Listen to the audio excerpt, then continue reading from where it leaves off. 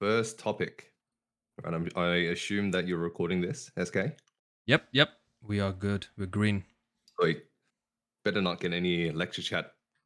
People asking, is this being recorded, bro? Oh no, it's definitely gonna happen. 100%. It's definitely gonna happen, but I'm prepared. Yeah.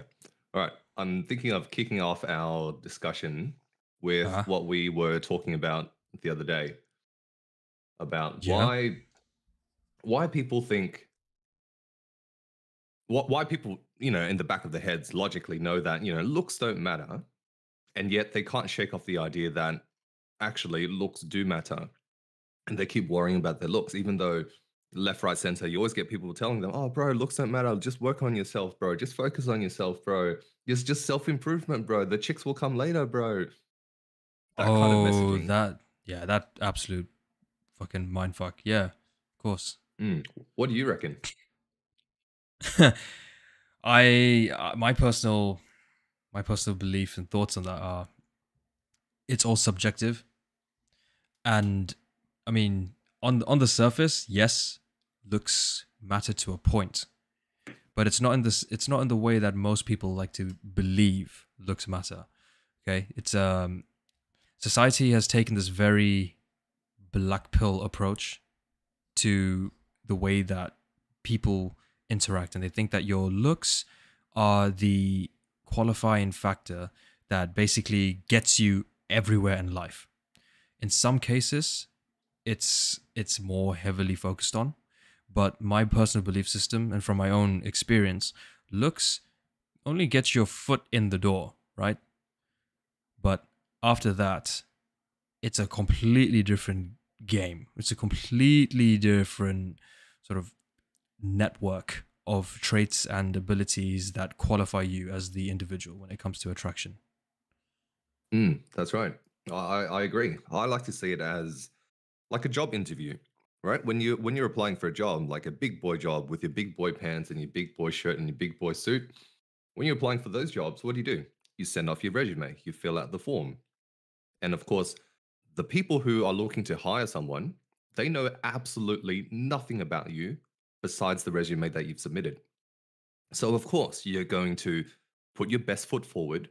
You're going to submit the best resume that you can. Maybe you might even lie. I don't recommend it, but you might embellish the truth a little bit. Right? There's always this joke that instead of saying, I changed the light bulbs at McDonald's. No, not McDonald's. There's two jokes in here.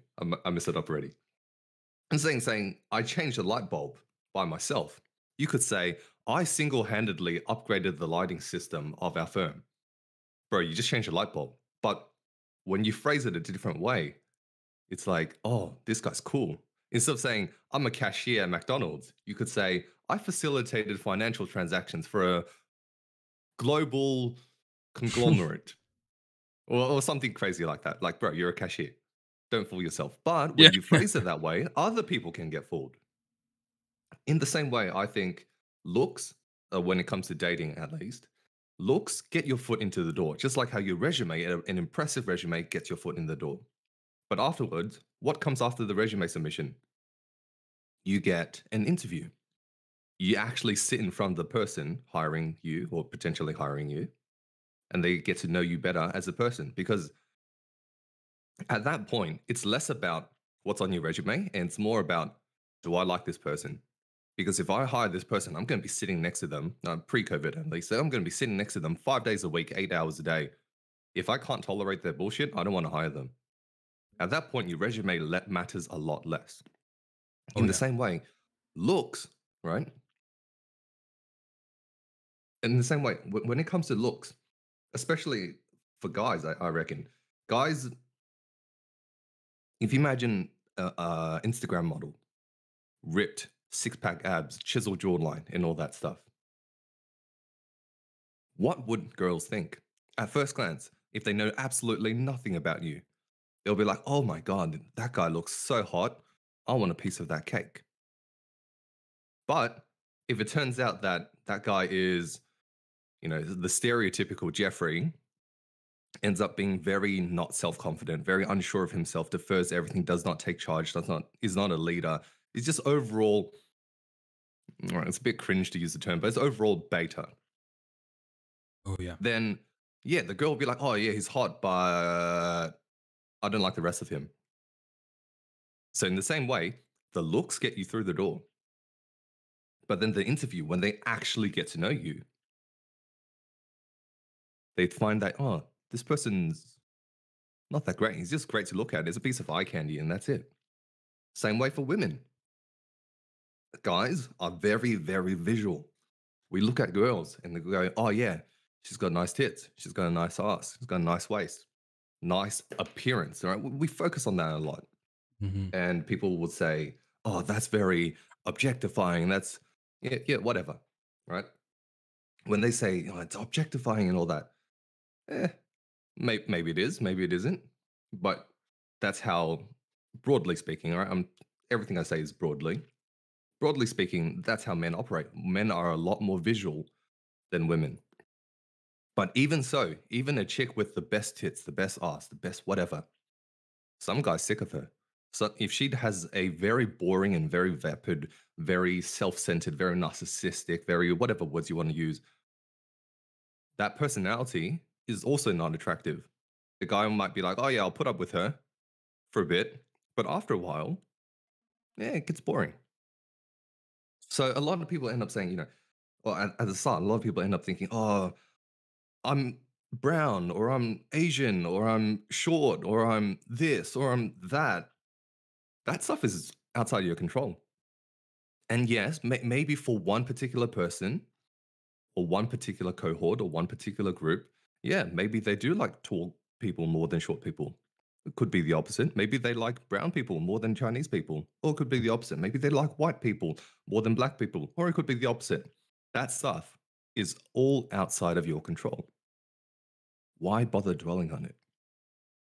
If you focus on the things outside of your control, you will always be in this victim mindset, this victim mentality. This victim mentality where you think, oh, there's nothing I can do about it, so I will do nothing about it. There's nothing I can influence, so you won't bother trying even the very basic steps. Instead of having a nihilistic is not the word I'm looking for. Uh, instead of viewing it as stuff that you can't control, look for the things that you can control, and Yeah. you will have so much more success going that way. It's like the cup analogy, right? There are two people Mm. in this world, two types of people in this world. Those who have their cup half empty, those who have their cup half full. The way that you choose to go about life with this theory in mind will dictate the way in which you interact with people, the way that you see life in general, and most importantly, how you interact with yourself. Every setback, as it is commonly known, that you experience in life will either be a learning point or a miserable disaster and a catastrophe. I like to I used to have this like these type of conversations with a friend of mine. Funnily enough, we don't talk anymore because of this exact type of predicament. I was changing my mindset to be more of a cup half full type of individual. That person was always a cup half empty individual. And one of the most profound conversations we did have was the concept of taking an L, right? Everybody knows what that means. Oh yeah, I spoke to this girl, she rejected me. Oh, bro, hold your L. I went to apply for this job, guys, didn't get it. Oh, sorry, bro, that's an L. Now, the way that I decided to interpret the whole concept of taking an L was, instead of seeing it as a loss, I saw as a learning point, right? And from that, I started to look and like visually change my whole outlook on society. So whenever somebody says no to me, I just think, okay, cool, you're not for me. Or what is it that I could learn from this situation, as opposed to become a victim to the umpteen factors that influence that person's decision, which I'll never know because I don't live inside their head. I'm not part of their conscious. And one of the reasons why so many people fall so low is because they focus on that element instead of focusing on their own elements. If you're Yeah, not you can't see watering, my face right now, but I'm nodding my head vigorously. I mean, it's it's quite basic when you talk about this, but it's also one of the most overlooked points because people tend to always project what they're feeling on the inside. So if you're somebody who is constantly knocking yourself down for your shortcomings, right? If you constantly see yourself as someone who always takes L's in life and everything is a loss, then you're going to project that into everything else that you do. And funnily enough, you're going to generate more of that because the energy that you exude is the energy that you attract, right? You attract what you are. Everyone's heard that expression before. The thing is, it's the corniest and the most commonly used phrases that work the most. I believe Hamza even said this once in one of his videos. He said, nobody wants to hear the same like recycled advice, but the reason why that advice is recycled is because it works. And this is one of them. This is actually like ground zero of self-improvement for everybody that's actually taking their journey seriously. You need to focus on your energy. You need to focus on changing your energy to work for you. If you're constantly looking at the world in a negative space, then you're just going to project more of that negativity. If you change and flip the script, then you will start to see the effects of that respectively. And I think you and I have both been in positions where we were like down horrendous and we flipped it around. Yeah. Now that said, though, I know, like you said, this advice is repeated because it's true. It works. But that being said, for a lot of people who don't know where to start, if Yeah. the first thing they hear is, "Oh, bro, just be confident, bro. Just be yourself, bro. Just stop Oh having yeah. negative thoughts, bro." That's a good one. If they hear that and that's Classic. the first thing they know without knowing anything else about self-improvement, what do you think they'll think? They'll probably think, "Oh, yeah, probably, but that's not for me." Or, "Nah, that's full of shit, bro. You can't Yeah, just snap your fingers and make your negative thoughts disappear," that's and true. stuff like that. There are levels. There are levels to this. Mm, And exactly. you can't yeah, it's not as easy as just 1, 2, 3, right? So there are layers that we have to peel back and we have to really like delve deep into each phase, right? So Mm, we're both coaches. Okay, we both coach people. We both offer advice. And we've both got our own like sort of philosophy of life. And guys, yeah, I appreciate the comments and the questions coming in. I will address them after this segment. I just wanted to go over, one, just as a coach, I think to myself, what is my ideology of life? What is my objective? Right? And I've said this before in previous episodes. You have to figure out, first of all, what is your why? So when you know why you're looking to do something or why you want to do X, Y, and Z, you then start to narrow in on the objective itself. Once you understand the why, you can then figure out the how. And the how in today's day and age is so broad and vast because you've got a plethora of sources to tap into. You got YouTubers, you've got self-help books, podcasts, relatives. Okay, that might be a bit of a stretch because it depends on your situation and depends on their mindset. But oh, you forgot about us. They've got us. well, yeah, there's us. There's there's a community. Yeah, exactly.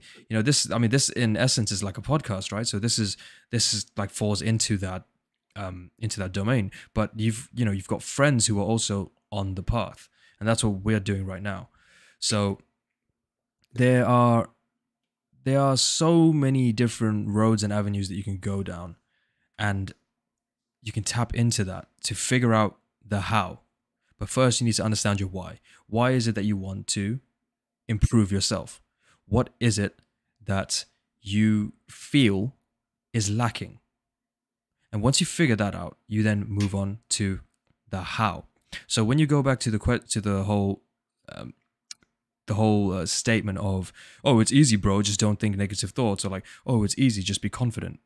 Okay, yeah, in essence, that is what the message is. But the how is, how do we take you to that point? How do you take somebody who's had such low self-esteem that it literally gives them anxiety to even ask for ketchup at a restaurant? How do you take that person and then build them into an individual who then has no problem going up to a complete stranger and saying, hey, how are you? I just saw you and I think that, you look cool. I wanted to say hi, introduce myself, and see if you're a cool person. And Hey, SK, I just saw you and I wanted to introduce myself to you and I thought you were a cool person. Hi, nice to meet you. I'm Spear. bruh, mind blown. Absolutely bamboozled. But that's the thing, it's a stepwise process. So Mm, the point is, it's not just from A to Z. It is a journey, and there has to be an allowance for patience to go about said journey, right? yeah. Now, In my mind, I view this as a, you know how like, for those who know how cars and engines work, yes, once an engine is running, it can keep running fairly easily. But to start the engine, you need that starter, right? You need that initial spark. yeah, So I view 100%. self-improvement kind of like that, where your step zero is actually finding that spark. And for a lot of people, that's actually the most difficult part. Because Oh yeah, after they find that spark, after they have the engine running just a little bit, it can continue to run itself fairly straightforward, fairly easily. It's kind of like what I wrote. I forget which channel it was. I think it might have been the mental health channel earlier. We have. I spoke about how for some people, like for a lot of normies, a lot of normal people, a lot of people in a not a really terrible stage in life. Yeah, you just tell them go meditate, bro. Go journal, bro. And oh if they actually yes, do meditate, if they actually do journal, yeah, it's going to help them. And for them to start meditating, to start journaling, it's not a big ask. It's not a big leap forward. So for a lot of people, that initial advice, or start with meditation, start with finding yourself, start with being more present, more mindful, being more aware. That stuff is helpful for them. But there are also a lot of people for which that advice is actually counterintuitive or counterproductive, I should say. yeah. I can't find the paragraph that I wrote. I think But it was in basically, general, but yeah, it mm, was based on the okay. premise of um, it's like, yeah, because I use the analogy. Cause and symptom. That's it. So for example, to use your example, Yep. if you're in the army or in the armed forces and you experience war and you experience the death of your fellow soldiers, Yeah. at that point you can't just say, "Hey, bro, just be grateful that you're alive. Yeah. Just Just meditate, bro, and write everything will this be down in your okay." journal. Yeah. Okay. Dear diary, we were contacted by the enemy. My best friend just got killed. You know what? I'm fucking grateful it wasn't me. Are you fucking serious? Yeah, for those people, they're not in a state of mind where meditation is even feasible for them. It's almost quite literally impossible for them to Yeah. have a meditative session. So I was saying that being able to meditate, being even able to meditate, is a symptom of having somewhat a peaceful mind. If your mind is in absolute shambles, whether it's because you overdosed on psychedelics or whether you went through a very traumatic experience or whatever reason, if your mind 100%. is in absolute shambles, you can't meditate. You can't. You can't start with this stuff. The very foundation is you don't even have an engine. Like using my engine analogy, you don't even have an engine, bro. You have to build your engine for you to forget about finding the spark. Build a damn engine. Your engine doesn't exist. Your engine is completely destroyed and crushed. Your engine is like your mental, your mindset, your mind. 100%. I stumbled that one, No, you know, but it's hopefully okay. everyone understood the idea. It's okay. I mean, it's like an unstructured podcast, but I actually I was thinking about this over the course of today, and there are a few questions that just kept coming up in my mind. So maybe this will help direct a little bit more structure into the podcast. But before we carry on, we do have some questions and some comments that we were pinged in to address. Fair So enough. yeah, so the first one, excuse me, Seven says, "Yo guys, how do you deal with envy? No one gives advice on this, but I think it affects everyone to some point." And yeah, 100%. So you know what? I'm gonna be completely real with you guys. Me, by nature, I have this small tendency to get jealous of people. I've said this quite a few times, even in like the Adonis posts over the last couple of months. I was just like, bro, you know, Hamza just dropped another banger. Fuck, like this guy is absolutely killing it. Or, you know, damn, this guy's like shredded like 3% body fat off his body in just a matter of months, completely 3% overlooking body fat, man's about to die. Yeah, well, you know what I mean. There's like something crazy like that, right? But that's the whole point. That's the whole point, because envy usually stems from an exaggeration of our own insecurities, that we then project into the world, right?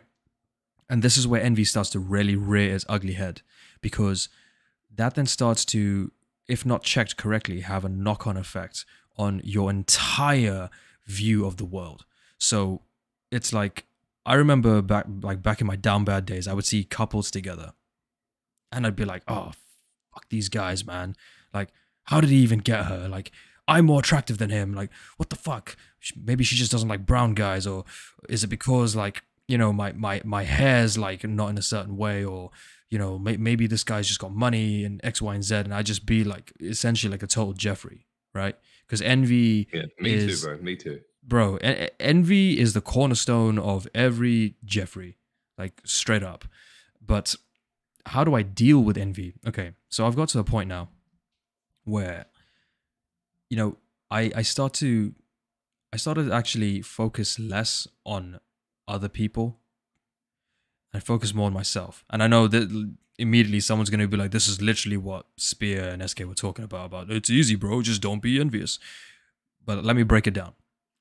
So the way in which that I count my own blessings is, I think back over my life, and I think about the things that I've achieved, right? So envy is a symptom of low self-esteem. When you think about how you have gotten to this point in life, to this exact moment that we are talking about right now, think about everything that you have achieved so far, all the triumphs and wins you've had in life. And I'm not talking about just like academic, okay? I'm talking about the battles that nobody sees. Talking about things where, say for example, you needed to have a really important conversation with a member of your family that not many other people would really give a shit about, but you know what? You felt good about it. Or the time that, say for example, that one time you stood up to the person that always would have their way and would always make you feel inferior. That right there is the battle, okay? These are the battles that I talk about in my videos when I talk about winning the war with yourself. One battle at a time. It's the small battles that then compound and give you that boost into winning the war with your subconscious. Because the subconscious is that little lab rat, that little scientist with his clipboard that's taking notes of you and everything that you think, say, and feel and do. So when you say, you know, I'm going to wake up at 5:30 in the morning and go for a run, subconscious will be like, okay, roger that. Guess what? Based off your history that I know about you, I don't think you're going to do it. And you go to sleep, and then you are then faced with two options. You wake up and you do it. You wake up and don't do it. And simply, simply put, just by taking action, that helps remove that whole like doubt that manifests in your mind. That then compounds and tackles the whole area of, well, I'm feeling as though I'm lacking without. So therefore, I will project my lack onto other people. Oh, look, that guy's running at 5:30 in the morning. Yeah, I wish I had his discipline. Well, if you wish you had his discipline, start implementing the small micro habits, like setting your alarm half an hour earlier and then slowly bump it up in increments. Start by laying out your running shoes, laying out your PT kit, making sure that you set things in place so you can visually see the task, and then you act on it and you execute, and then you silence that little like scientist in your head with his lab coat and his clipboard, and instead of writing negative things about you, they're writing positive things about you. That's what I talk about when it comes to, disciplining your mind. Because envy is just an absence of like discipline that then compounds into the feeling of lack, which you then project into everything else in your life. Spear, what's your take on that? For the most part, I agree. For the last thing that you said, I think it might be the other way around. So, Okay. envy, jealousy, envy. By the way, quick English lesson: jealousy and envy are not the same thing. For everyone listening, when a lot of people say jealous, they mean envious. Jealous is when you're guarding something. Envy is when you want something. Anyways, that aside, envy, everyone experiences it, but you said that you end up projecting your envy. I think your envy actually comes from your projections. Here's what I mean. Mm. I am not a big soccer fan. I don't watch soccer. I've only kicked a few soccer balls in my life, and that's when I was young. I am not a big fan of soccer. Therefore would I be would I be envious of the soccer players that I didn't even know their names? Messi comes to mind, and that's about it. Right? I don't give a shit about soccer. Am I envious of those players? Absolutely not. But for a lot of people who do care about soccer, they'll be like, "Oh hell yeah, I would trade. I would do anything to be in their shoes. I would trade my life for their life, 100%." But that's because they are attached, or they have associated value with soccer, or the other way around. They have associated soccer with some form of value. I have not. So therefore, I don't care. I don't care about those soccer players. I'm not envious of them. That was a quick point I wanted to make. And the other thing I wanted to, like, something that's a bit more solid. A lot of people have asked me, not here, but like separately. A lot of people have asked me, how did I get to where I am today? I don't know. Honestly, I don't know. It wasn't like, oh, level 3 unlocked, and after a few more hard grinds, level 4 unlocked, level 5 unlocked. There's no, it's not a game. There's no check. Well, actually, I say life is a game a lot, but it's not designed like a game. There's no check marks where you say, yes, I've reached this checkpoint. I have unlocked stage 6 of self improvement. There's nothing like that. It's day by day. Why do I bring that up? Jealousy, envy. To this day, I still experience jealousy and envy, and I'm not afraid to admit it. For example, a lot of people here, they have YouTube channels that are, in my eyes, very successful. Right? Sure, it's not a couple million subscribers, but a couple hundred, couple thousand, tens of thousands of subscribers. In my eyes, that's hella successful. Am I envious? You bet your ass I am absolutely envious. But do I put myself into a depression spiral? Oh, they have so many more subscribers than me. They must be so much better than me. I don't say that. I don't think that, because I know that what I do influences what I have, and what other people do influences what they have, but not the other way around. Meaning, just because I feel envious doesn't mean I will achieve that goal. Or rather, let me rephrase that. Being envious of someone else's success does not directly help or take away from your success. It's just a feeling, it's just envy. You can use that envy to feel sad for yourself and drown in your own sorrows. Or you can take that envy and use that as a motivating drive. You can, all right, to put it nicely, take inspiration from their videos using a YouTube example. Or to put it not so nicely, you can steal their ideas and remake their videos, hopefully better. You can use that envy as a driving force. And hopefully that answers everyone's questions of how do you deal with envy? You use it as a driving force. You don't have to push it away. You don't have to run from your envies. You don't have to suppress them. You can if you want, if that's what ends up working for you.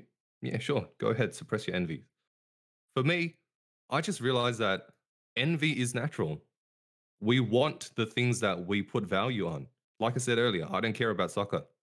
I don't value soccer. So if someone is really good at kicking a soccer ball into some, what do you call it? To The the net. goal. Yeah, into Yeah, the the net. goal. Yeah, you can see how little I care. You can see how little I care about it.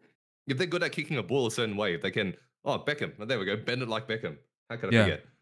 If someone can bend it like Beckham, okay, great, cool. I don't care though.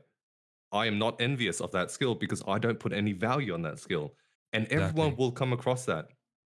You might, for example, really value a high salary, and you can say, oh, I wish I had a salary like yours. Well, sure, everyone cares about money, but you don't know what struggles the other person's going through. For example, right, this is in Australia. I'm on a six-figure salary. This is after 4 years of work. I'm on a six-figure salary. Some of my university friends in their first year of work, they were put on a six-figure salary. And in the moment, I was like, holy shit, what the fuck? All right, I started on 63K, 63,000. And they're already starting on six figures. And I was like, what the fuck, bro? We went to the same uni, we studied the same shit. But why do you get paid almost double what I get paid? But it's not for fair. Why are you earning so Yeah. much more? Yeah. But Yeah. actually, the flip side of that coin, the flip side of that coin is I did not know what kind of work they were doing. As in, I don't know how shitty their work-life balance was. And I was talking with one of those friends the other day, and he quit his six-figure job after a year and a half. Why? Absolute dog shit hours, absolute dog shit treatment. The management overworked them. So even though it was supposed to be a 40-hour work week, in reality, it's close to an 80-hour work week.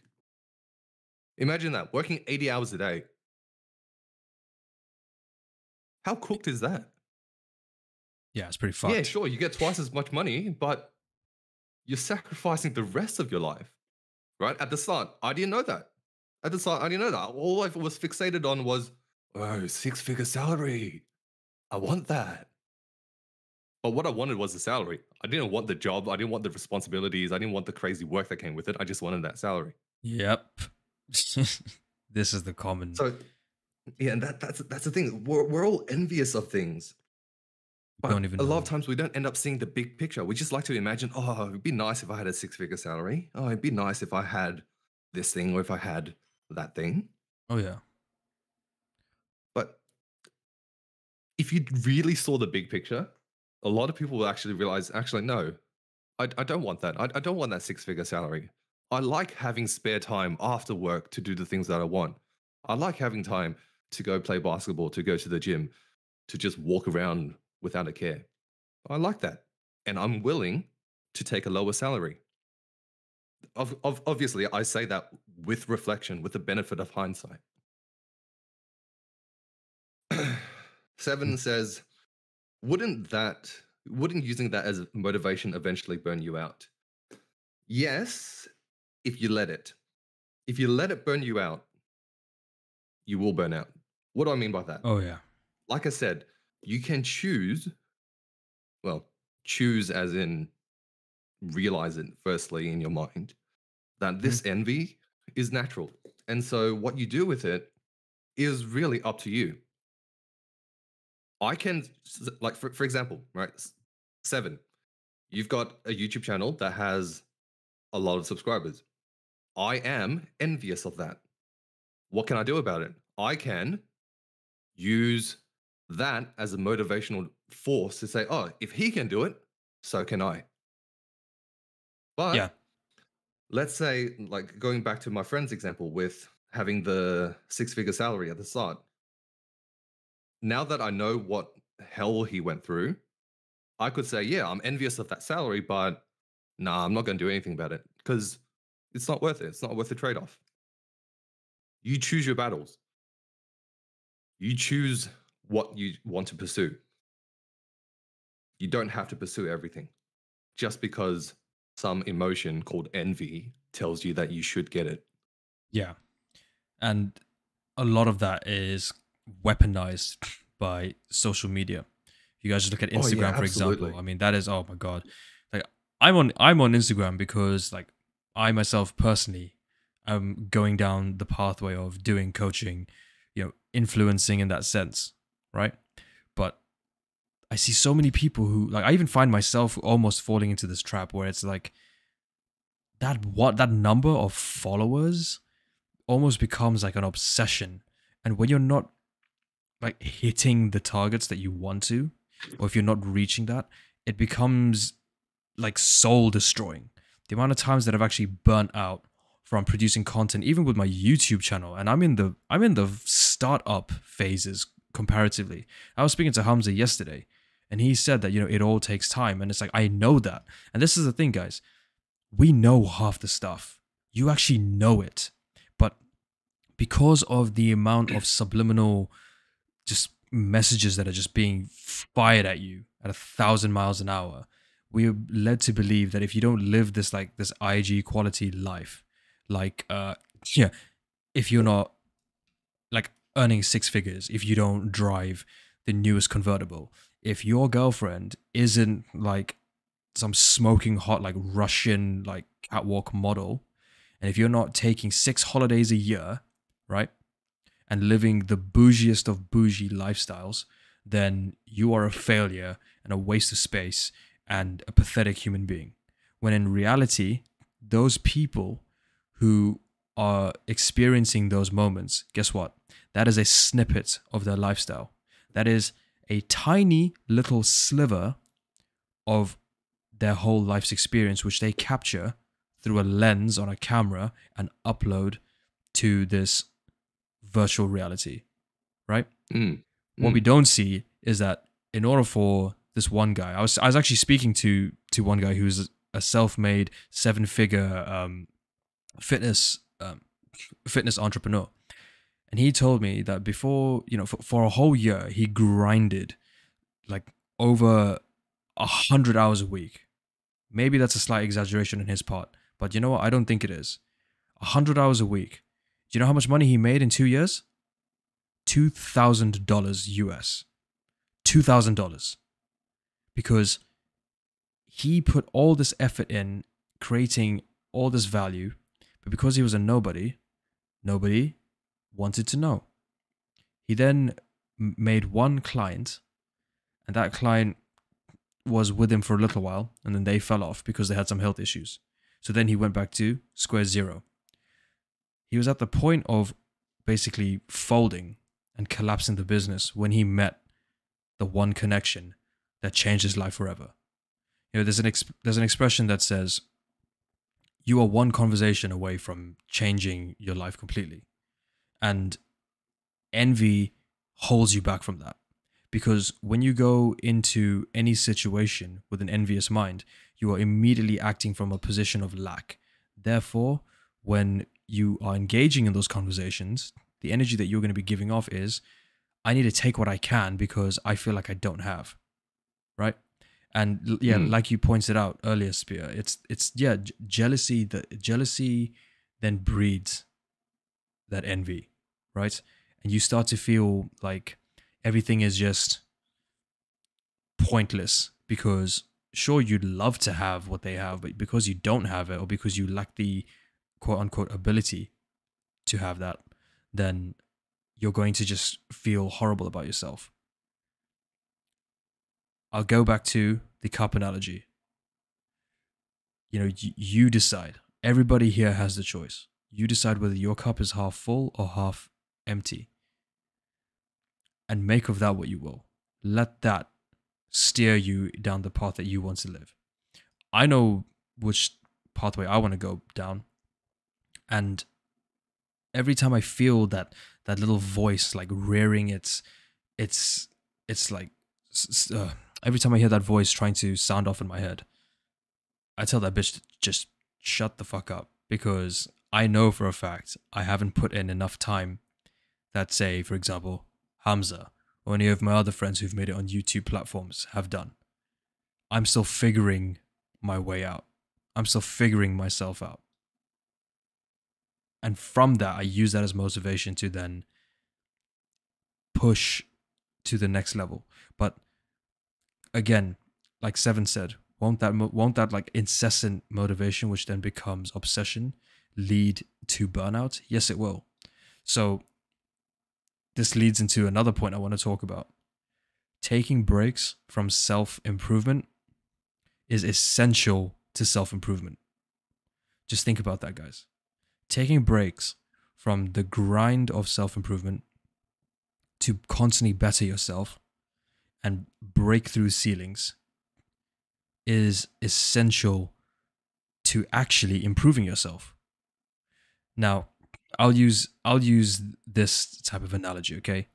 In the military, when we're going on tactical exercises and we're doing live fire shoots, right?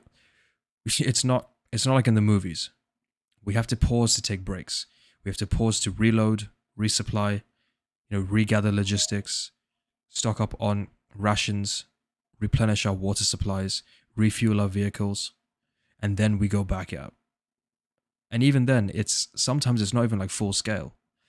We'll go out one patrol at a time. Sometimes we'll do small attacks, and then we regroup. You can't just be, on the gas all the time, because you'll deplete completely. And when you're running on E, that's when you're essentially redlining.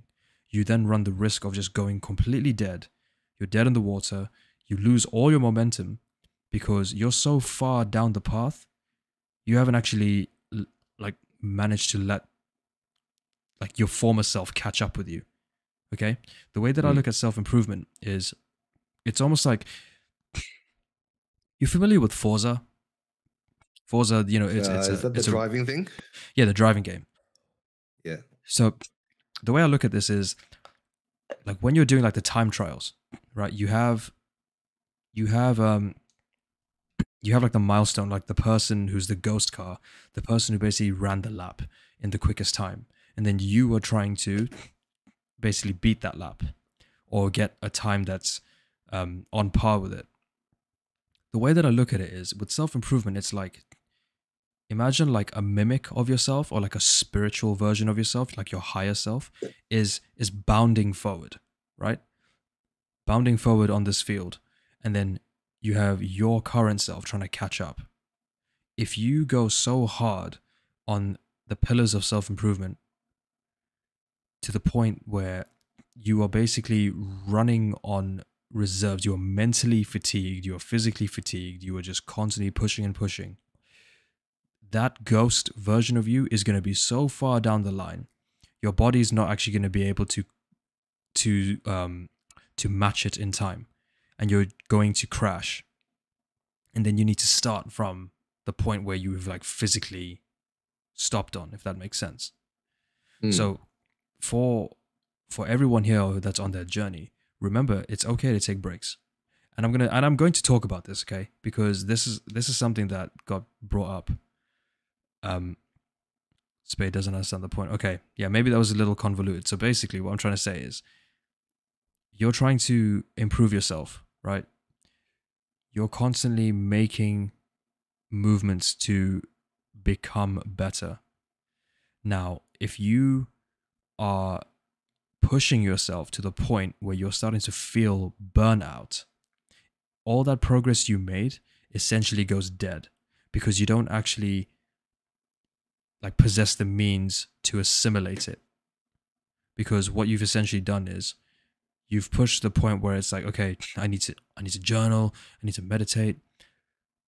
You're basically pushing on all aspects of self-improvement. So physicality, going to the gym, meditation, gratitude journaling, working on your social skills, working on building your own like financial skills. There's so many levels to it. And if you feel that you're lacking in any of those departments, which is what a lot of guys feel, which then causes them to ramp up the effort in that particular department, right? Again, a lot of this has to do with envy, especially when we talk to our friends or we look up to our role models and we see that they're doing so well. We forget that we're still on our journey. And then we feel like we have to throw ourselves into the fire. Basically, it's like a baptism by fire and just go, go, go. Nothing but go. There's no stopping. Your body, like your nervous system gets overloaded. And that's how people have breakdowns. That's literally how people have nervous breakdowns. And they mentally break down. You get fragged. And then you have to come to a complete standstill. Because if you push yourself, you'll actually die. If you push yourself to the point where it's complete mental fatigue and exhaustion, that is when you're at your most vulnerable. That is where negative thoughts can then start to completely rewire your mindset and can lead to a lot of very harmful behaviors. And you could end up actually killing yourself because you just run yourself into the ground. That's how sickness actually like comes into place. You mentally become so drained and fatigued that the body starts to give out and you get sick because you stagnate. So that's what I mean. The point of it is, yes, to better your mental health and decrease negative thought patterns. But if you're so fixated on improving mental health without taking time to actually pause and reflect, you'll just run yourself into the ground. Yeah. I want to go back to some of the habits. Just very quickly, I want to go back to some of the habits that people get broken down on. Stimulus, I'm about to go into this. So there are a lot of people who are in the server who believe that, for example, if you play video games, you're a waste of space. If you like to drink... Hamza said if you play video games, you are a waste of space. Exactly. My point exactly. Hamza said that. Not you or not your friends. We all have different walks of life, okay? And for many people, it is a form of either socializing or unwinding, okay? The thing with that is, right? And yes, you're right. So many people try so hard to be like him because of the influence that he's had, right? So this is what I mean about the whole concept of being an influencer. The thing with these breaks and, these habits in particular is that there's actually nothing wrong with sort of bringing balance to that. Because self-improvement completely takes you into this whole like holistic, like altruistic space. But if that's not your natural state of being, which for 95% of us right now, it's not, thinking about how we've been brought up, what our influences have been, the environments that we've been in, okay? It's foreign, it's alien. And even Hamza, to this day, I mean, he still drinks alcohol. He still has like the odd hookup here and there, right? Guaranteed. Even after there, bro. Yeah, well, you know what I mean. Here and there, bro. Not just here, exactly. Not just here and there. And he's made videos about like stating why he needs to stop all that. But guess what? He's a human being with his own emotional connection to these activities. And for a lot of you guys here, you have emotional connections to video games. And there's nothing wrong with that. So before anyone starts pinging me, be like, Sravan, you're wrong. That's not the case. Video games are gay. Anyone who plays video games is a waste of space. You're all lying. There's no need. There's no need to, again, become defensive to your state of being, right? Because at the end of the day, this is what helped you get to this space. And that's what I mean about pausing. Pause from self-improvement. That doesn't mean just go on a complete bender and like ruin your life by falling into like a deep dark pit of depression, but just pause, give gratitude, like literally give gratitude to yourself that you helped yourself move from the space that you're in. But if you like to play the occasional game, go ahead and do it. I do it from time to time. Granted, I don't do it like as much as I used to, but every now and then, yeah, I'll play a round of Insurgency and then I'll get back to my work. Or I'll go and like tap into Elden Ring because I'm a massive Souls fan. Yeah, and bro, you can call me a Jeffrey if you want. I wear this. It does not phase me. It does not phase me because I know that I've moved from that space. It's like it's like going complete cold turkey. Just think about how that has affected you in life. You gotta use the same analogy as if you're like a like an addict recovering from your symptoms. Self-improvement is its own program. It's like a rehabilitation program. And then like every now and then you stop and you re-engage, and sometimes you actually need that to see how far you've come. Because for me, like last night, I'm going on a slight tangent here, so I'll round my point out after this. But like last night, I remember loading up Insurgency. I played 2 rounds, and I just felt bored. Like I genuinely just like my whole level of like dopamine and enjoyment that I used to get like months ago completely flatlined. And I said, okay, well, I'm not enjoying this anymore. And then I reflected while I was reading my book. I was reading Can't Hurt Me. And I read over this segment where David Goggins talks about the callous mind and developing an armored mind. And I realized that, you know what? That like this is what it is. I've pulled myself from a place where I used to gain all my fulfillment from a virtual reality, and now I'm living that reality.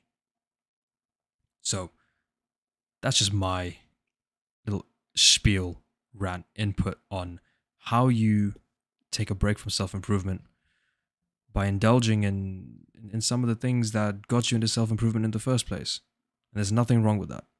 You know, there's absolutely zero things wrong with, say, wanting to watch anime or wanting to like play a video game or scrolling a bit on TikTok just because one guy, okay, granted he's a really good guy, he's a really great guy, his intentions are pure, but just remember you are an individual. Just because one person said nay doesn't mean that you all have to say no. And this is what separates you from just being another drone, because there's so many people who are self-improvement drones. You take accountability for yourself, and that also helps you avoid the whole envy segment too, because you're no longer living a life by someone else's standards. You're not living by society standards or by Hamza's standards or by my standards or even Spear's standards. You're living by your own standards. And when you can do that, I have standards. well, this is your chance to explain it. Please go ahead, No, Spear. I really like that Forza thing, that example you brought up. I also see it that way because, like I said before, it's a very smooth, not smooth. It's a very fuzzy journey. There's no clear checkpoints along the way that says, yes, you have mastered self-improvement, or you have mastered meditation, you have mastered this, you have mastered that. There's no clear check marks. And so from time to time, even for myself, even now, I take a step back. It's kind of like seeing progress in the gym. When you finish a workout, you don't look or feel that much different than you did the previous workout. But after a month, after 6 months, after a year, then you can look back and say, yeah, I am stronger. I've put on 20 pounds, 40 pounds. I can squat another 20 kilos or whatever it is. In the same way, self improvement, you don't see much change day to day. Your identity, and I want to talk about identity a lot more, but I've realized there are a lot of people who want to discuss other stuff. We'll talk about identity another day. But just like how the Forza scenario where there's like this ghost car, you well, not you, but everyone has this fixed identity until something or someone gives them a reason to update that identity. So in the last lecture, and I've spoken to you a lot of people separately about this as well. I used to identify as the social punching bag because I was the social punching bag, but that was my identity. And then in between high school and university, I maintained that identity, even though I was no longer being a social punching bag. I was just alone. And then when university started, no one bullied me. But for a long time, I still identified as, yes, I'm a social punching bag because nothing gave me reason to believe otherwise. In the same way, for self improvement, you don't realize how far you've become until all of a sudden you put into a situation where you previously would have been absolutely shaken and would have frozen up. And now you're just like, oh, yeah, it's whatever. For example, you get thrust into a group assignment at school or something. And previously you would have just been shy and just sat at the back and did what you're told. But now you're more open and you say, hey, I reckon we should do this for the assignment. I reckon we should do that for the assignment. And then upon reflection, you're like, hey, I wouldn't have done that a year ago. That wouldn't have been me. But because I worked on myself, I am now where I am. And it's that moment where you can update your identity and realize that, hey, actually, yeah, I did make a lot of progress. Now, for how to take breaks and how to enjoy yourself and all that stuff, just do whatever, man. It's kind of like going to the gym again. I'll use the gym analogy a lot. When you're going to the gym, when you're starting at the gym, you can go like absolutely ham because your body is fresh, right? Your body's untrained, but it's fresh. It hasn't done a lot of exercise before. It's fresh. So you can, in your very first workout, absolutely go far and go very far. And the next day you'll feel sore as fuck. Who remembers their first workout? The next day, I remember my first Oh workout yeah. was a chest workout. The next day, oh my God, my chest was just like, it hurt, but it hurt so good. Yeah, bro. But My I know that because I completely annihilated chest. I think for my first workout, I did like 20 sets.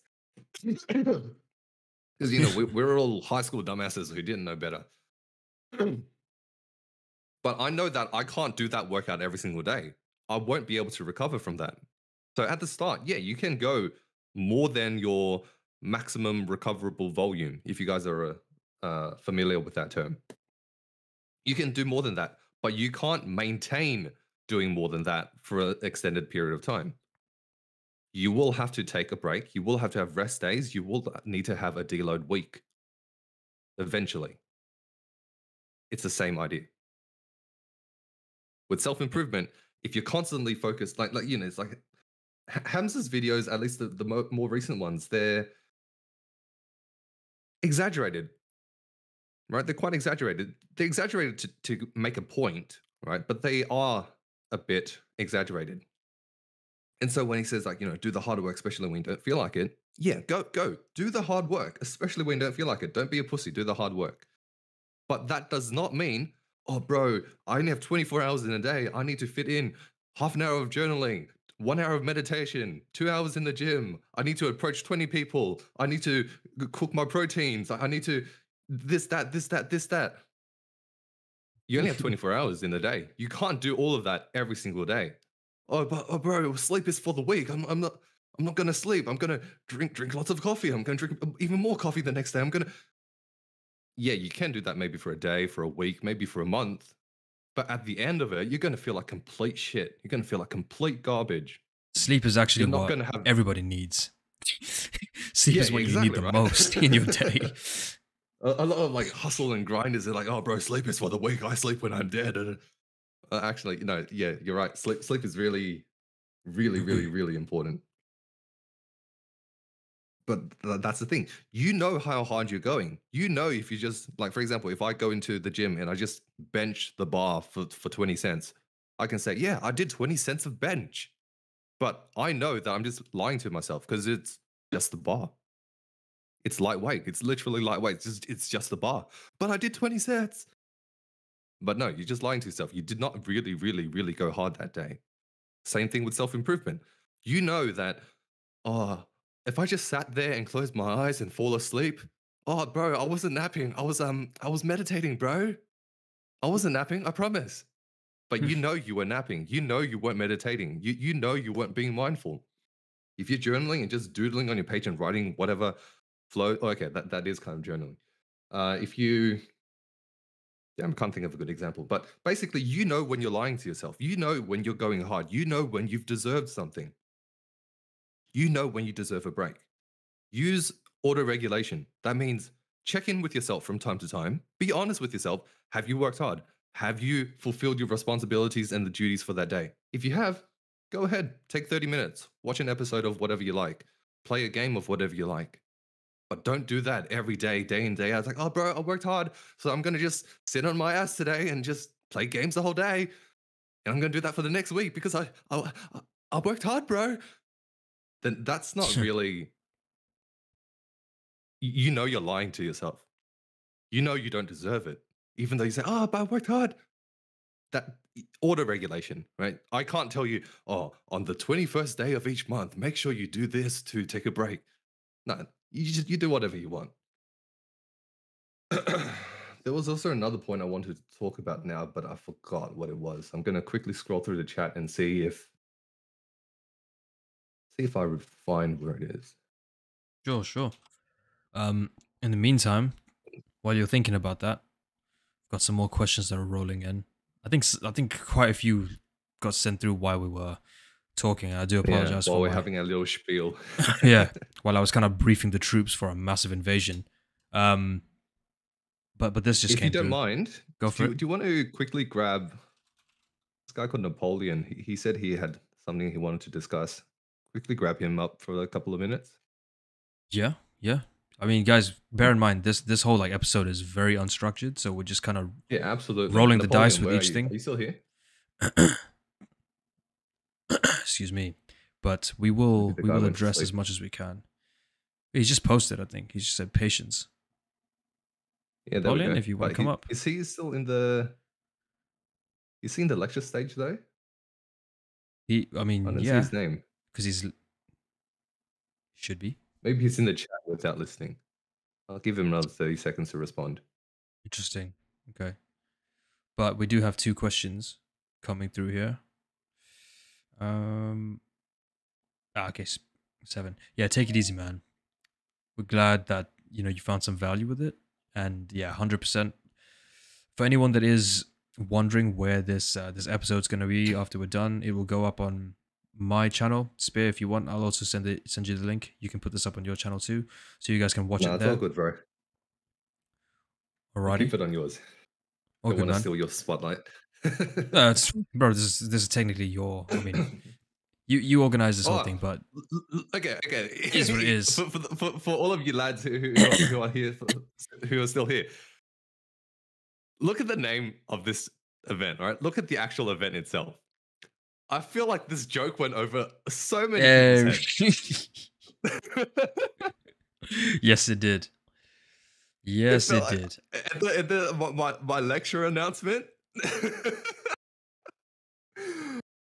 The joke was there is no option. All right, vote for option 1, 2, 3, 4. But all of the options end up at option 1. That was exactly. The joke.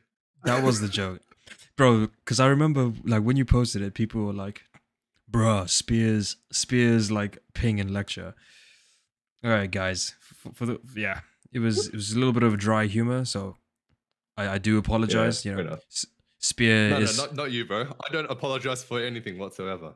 Oh no, I only apologize on the simple fact that, Spear, you're from Australia, and things are a little bit backwards down there, so maybe they don't understand the dry humor. Well, you gotta throw me upside down like that, don't you?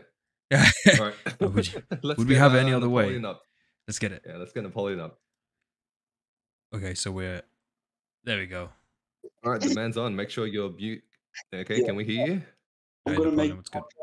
before I'm gonna go into detail. I'm trying to make this short, even if I can. Just say I'm adding more minutes. I still have to go to sleep, so I'm All trying good. to make it as possible short, but still like genuine as I as I've planned it to do. So what my Didn't you hear, bro? Sleep is for the weak. Don't go to sleep. yeah, you know what? I can sacrifice even a bit more time. Never mind. So my idea was initially that I've talked with another one.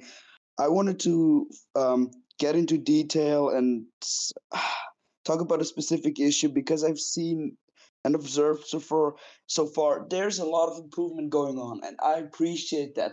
I'm not being sleazy or shit like that, but what really at least struck to me a chord was every time when there were a thing about trauma and a thing, didn't really seem like somebody was hitting the nails in the coffin. So basically, making a bit of light to that issue. A topic idea was basically emotional and psychological abuse and how to basically get to the light side of that. Basically, just how do you see light after such an event. I know that's like a thing that's probably the reason why most people have started it, or a thing that our people are struggling with it. And so I thought I'm gonna talk about that. Before I'm gonna hop into that, I've taken a lot of time to think about it. Like even had like times where I'm honest, I was second guessing myself and thought, like, why should I talk about this? Even if you do that and that, how sure are you that you will succeed after that? But well, now that I have gotten that out of my head and off my chest, I'm gonna get started. So what I think I've seen Hamza's video on the topic of that, and I've also I must admit, like, he does talk about it, but it doesn't feel like in depth. So I'm trying to put myself in that, right? Like, just I'm gonna talk a bit about my issue and my things that I had to deal with, but I'm also going to try to make it understandable for you guys. So, anyways, what I what it did take me a long time to realize that, even if I was like, it take me until I've only come to that conclusion maybe 1 or 2 years ago, and I'm still surprised at how much this has changed everything that I've known or believed to know. I remembered when I was like 13. I remember I was the person that, well, I had like a final realization and a breakthrough, but I still didn't know shit. But it's so funny actually thinking back about that. But what I did realize when I was like walking somewhere down, I think I was walking down a park or where you at least had trees to think about, and I was trying to think to myself, right, but okay, so looking back at everything that has happened so far, what was the driving force, the reason why I did get attached to people, to girls that A didn't love me? They were pretty toxic. Why did you do that? Like, why were you letting yourself to get in these types of situations? That's not pretty normal. And why is it that every time you do that, like, why does it end that way? And why did you even have the fucking need or the fucking urge to grab a scissor and really try to kill somebody at that point? Like, why? I had so many, like, I really asked myself that and tried, and I was also trying and also introspect. Like, I did a lot of introspection at that point, and I realized, like, the reason for all of that, like, wow, well, oh, I'm not lagging good, but the reason for all of that, I had a Oh, Mike just timed out. Your mic just cut off. I'm sure he'll come back, but SK, do you have anything to say based on what he said so far? I was just hoping to hear it all, but to me, Looks like it it's dropped out. yeah, it did drop out. It's his bedtime. Yeah. Oh, hold on. Trap. Trepo, it sounds like it's a Discord issue. So if you hit Control R, you will reset your entire Discord app, and then join back into this lecture, and you should be able to hear us talking. Oh, for fuck's sake! He literally just he said he can't hear us. Oh wait, no, he's muted. I don't understand. Is he muted or he's muted, but he can't hear us? He's deafened. Maybe he meant deafened. Yeah. Oh, he's deafened. Uh, let's just see. Can we even deafen the stage? I don't think you can. I don't think we can. No, I think that's like an issue in his set. On his issue on his set. It's all right. He can listen to this recording after, and then he can hear us bitching and moaning about his technical issues. Yeah, Napoleon's back. Okay, hold on. All right, Napoleon, we'll get you back on to finish your finish what you're gonna say. There we go. All right. So what I did realize after that, explained every action that I've taken so far, was that I never really had experienced love, especially love from a parent. That was really made it really clear, and also struck like big amount of self-awareness into like the dark things that were clouding myself. Like, it explains so far why I was just like falling in love for no reason. I didn't even know the person, why I was letting myself being used like a little puppet, and everything so far that I thought I'd know, and every other struggle. Like, it really was a lot, and I was just well realizing it. But the more and more it went on, like the more and more I learned so far. And yeah, this was a short story, and I haven't talked about all the issues. And yes, I'm still I still have the problems of being restless.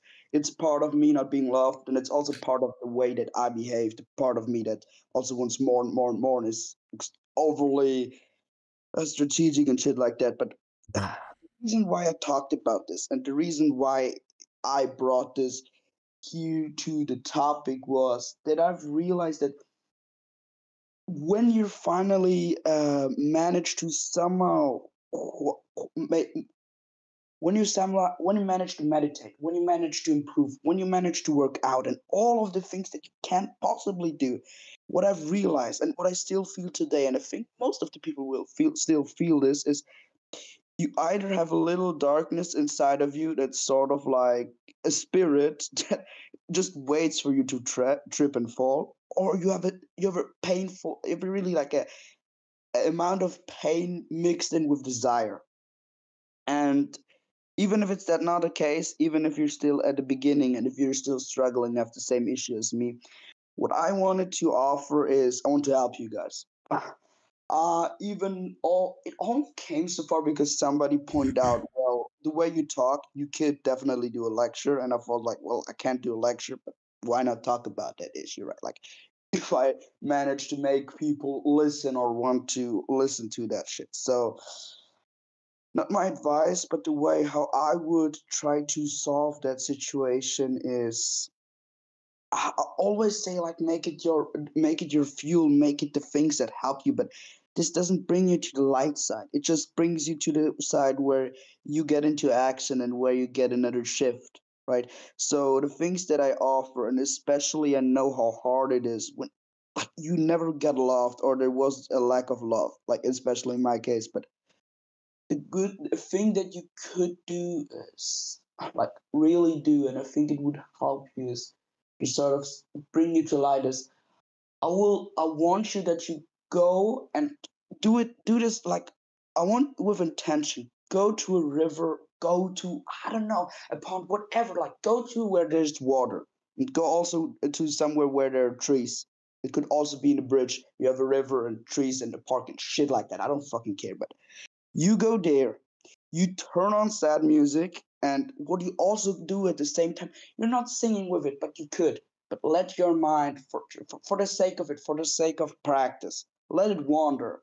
And let it wander to the root. Let it go down deep, even if it hurts, even if you're like, ah, man, but I don't want to. No, I don't fucking care. You do that, and when you finally then you're slowly, while you're listening to that music, you are only concentrating of the root of the problem, or not even the root of the problem, but you're going to, if you don't know, focus on the root. And if you do know that you're going to confront the issue that you have with that music, why should that help? That I'm so fucking depressed, that life is hard and shit. Yeah, of course it is, dumbass. But the reason why this will help you, and especially with sad music, is you're confronting your issue directly. And if the music can trigger rage in you, that's perfect. And it's especially perfect because you can use that emotion for your advantage, and it can bring you to the light side if you do it with the with a, if you do it right. You don't even need to do it right if you just do what I say and to put that in practice. I know for a fact that I can force you to do that. So that's just basically, you can basically see this more as a guidance, more as a thing, more as a thing that should spark something in your mind. You are the one that is responsible and accountable for the things working out, as I've said. But it's never ever going to help if you turn on good music and be like, all right, I've meditated so far, but you still are struggling somewhere. And even if you have, there's still something that hasn't been like filtered out yet. So that's a thing that will help. But there's also another thing that will help, and you will really have a question. Your question will be why. Uh, why, and especially will be after what I'm going to say, and that is, you need to have very a trusted friend. Besides the sad music, besides the setting that I've put you in and forced your ass to do that shit, what you also need is a person you trust to. But why? I'm hurt. It hurts everything and shit like that. Believe me, therapy would of course be great, but I know for a fact you will be emotionally scratched and will not even be able to open up. But with a friend, especially a friend you should know and have at least known for 4 years or more, it's very easy to talk to. And especially if this friend lets you to be vulnerable, if you can let yourself fall down, and you can stop your restlessness, your pain, and your agony, and all of that shit. If you can stop that, well, this is going to be more uplifting.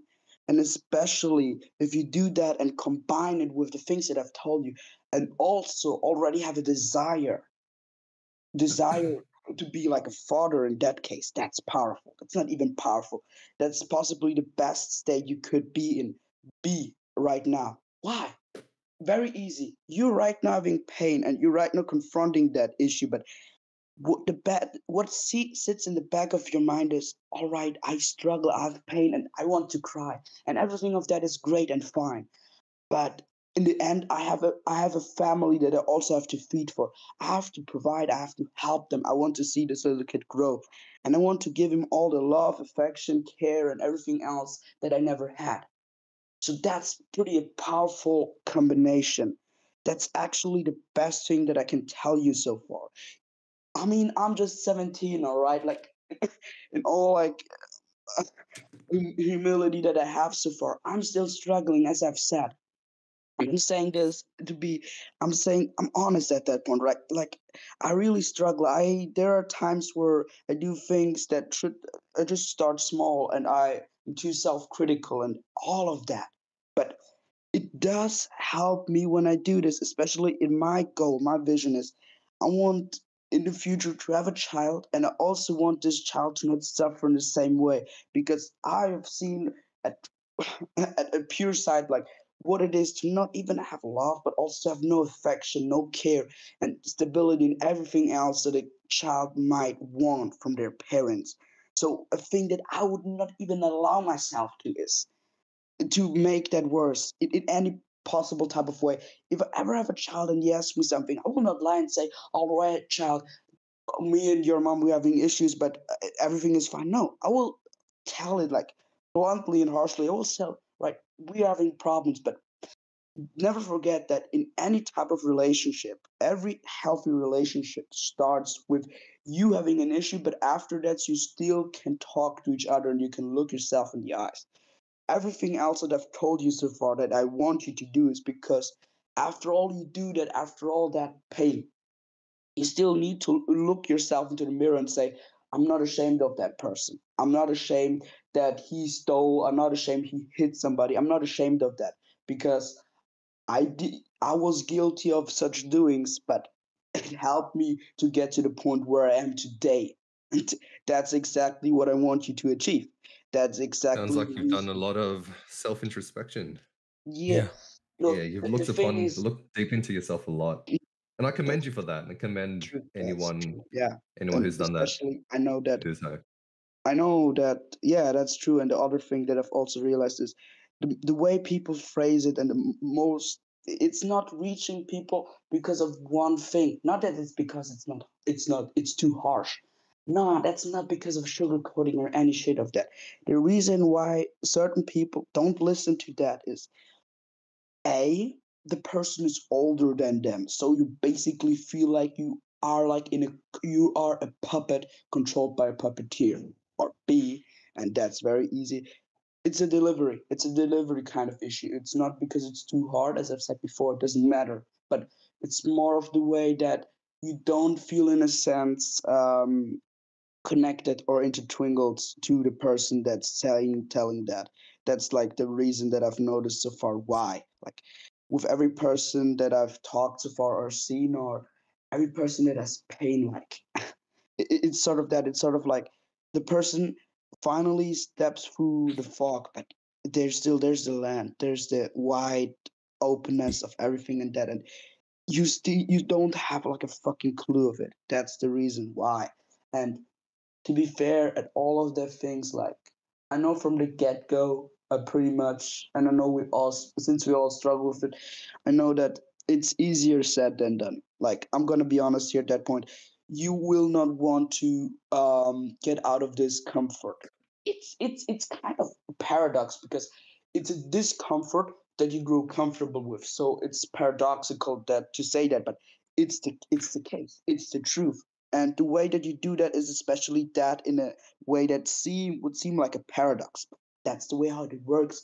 Because when you're confronted with a sad music, I don't know, maybe it's a music about somebody's crying and suffering because of a heartbreak. It doesn't matter.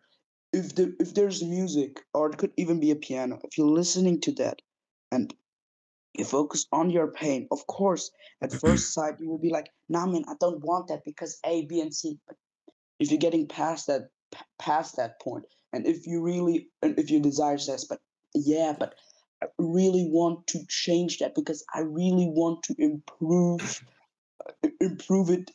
my situation to the point where I can give what I never had. If that's stronger than your no, well, guess what will And happen? Napoleon, Really I'm better. gonna I'm gonna pause you there. There's a lot of people also waiting in line to talk. Yeah, sorry, but yeah, Yeah. Yeah, I no, mean, it's all right, man. Thanks for the yeah, insight. yeah, right. It Before really I does sound go, like you. Yeah, go on. yeah, sure.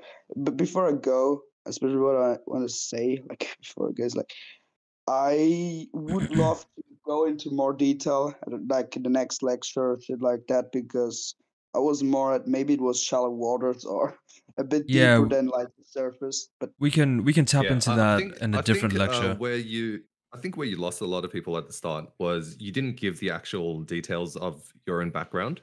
So when you went into your deep dive, a lot of people ended up being lost. A lot of people fair enough, fair didn't enough. understand what you were talking about. But Yeah, yeah, that's if you fair enough. But make a I plan, didn't have the time perhaps for that. Like yeah. it wasn't enough time. So maybe like if I have more time the next time, like if I have more time or my time isn't that limited in that sense, of course I'm Yeah, gonna do that. But don't worry. When we come up with a different lecture that is a bit more relevant to what you're talking Relevant. about, we can then call you back up, give you some time to mentally sure, prepare yourself, okay? Because yes, we're also still running, and I don't want this lecture to be too long because it's going to take forever to fair, fair. render. All And right, can I say Yeah. something before I like leave finally? very quickly, please. Yeah. Okay. Oh, the man That. left. Okay. Yeah, he's gone. Okay. Yeah. I guess that was Before we the. invite, Yeah, gone. yeah, before we invite our next speaker, I do want to talk about broadly emotional and psychological abuse. Yeah. A lot of people do suffer from that silently. So without actually, a lot of people suffer from it without really knowing about it until a lot later on. So, for example, if you grow up in a household where your dad beats you every day, then you grow up thinking, oh, it's just regular. It's not nice, but it's normal. It's regular for my dad to beat me up every day. That is a form of abuse, because instead of forming a loving bond with your father, with your caregiver, you end up fearing, maybe even detesting him.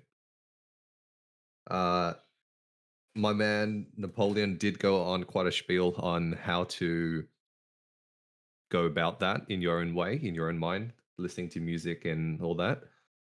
There's a reason why I almost never tell people what to do. It's very rare that I'll say, you need to do this, you need to do that. Right? Besides going to the gym and getting good sleep, right? I'll tell that to everyone. But besides those two, it's very rare that I'll actually tell someone, hey, you need to do this, you need to do that. Instead, I'll offer to them an idea. I'll say, I invite you to do this, or to consider this activity. Perhaps it will be beneficial to you. Because I know that not every single aspect, not every single treatment method, not every single whatever is going to be directly applicable to everyone. For example, like using the soccer example again, I don't vibe with soccer. If you're going to be throwing soccer analogies at me, it's going to be going right over my head. If somehow playing soccer is meditative for you, great, go play soccer. But that same treatment or that same idea is not useful for me. Yeah.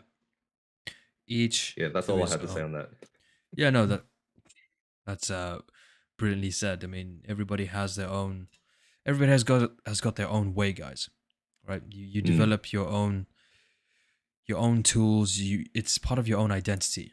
That's what's so complex about the human mind and human character, because we are all very different in our own ways, but we are also very similar. And the similarity is the mindset. The mindset is a commonality that groups us together.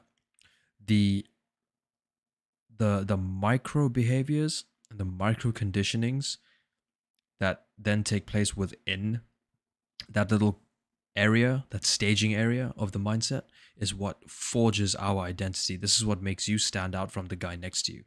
Okay. And that's not to, I mean, you can look at it from a competitive sense and also just from an individualistic sense. That's what makes you you.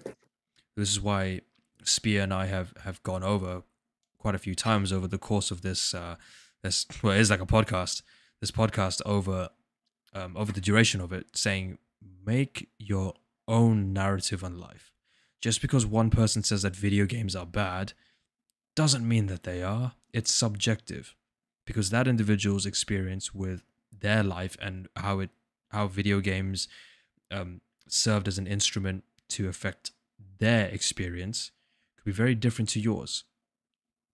So again, Yeah. use use your own intelligence to forge your identity. Ajzi, he just tagged me in a link that led to a previous comment, because we did kind of go down a rabbit hole.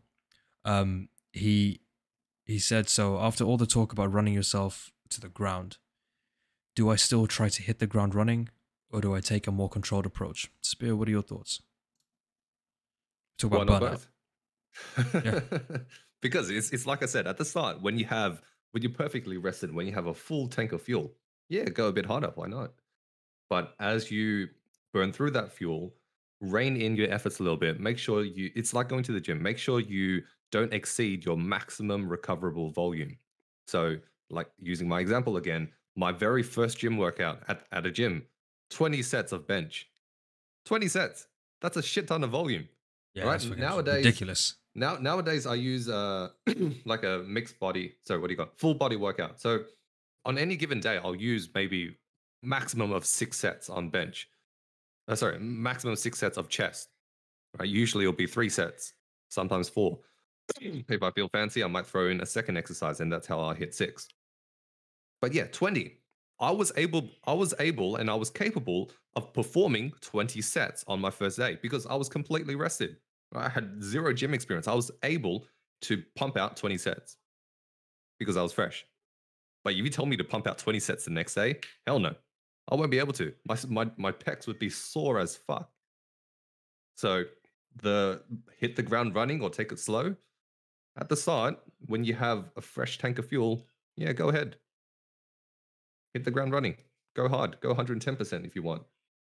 But just make sure that you keep track of where you are, fuel-wise, recovery-wise, whatever analogy you want to use.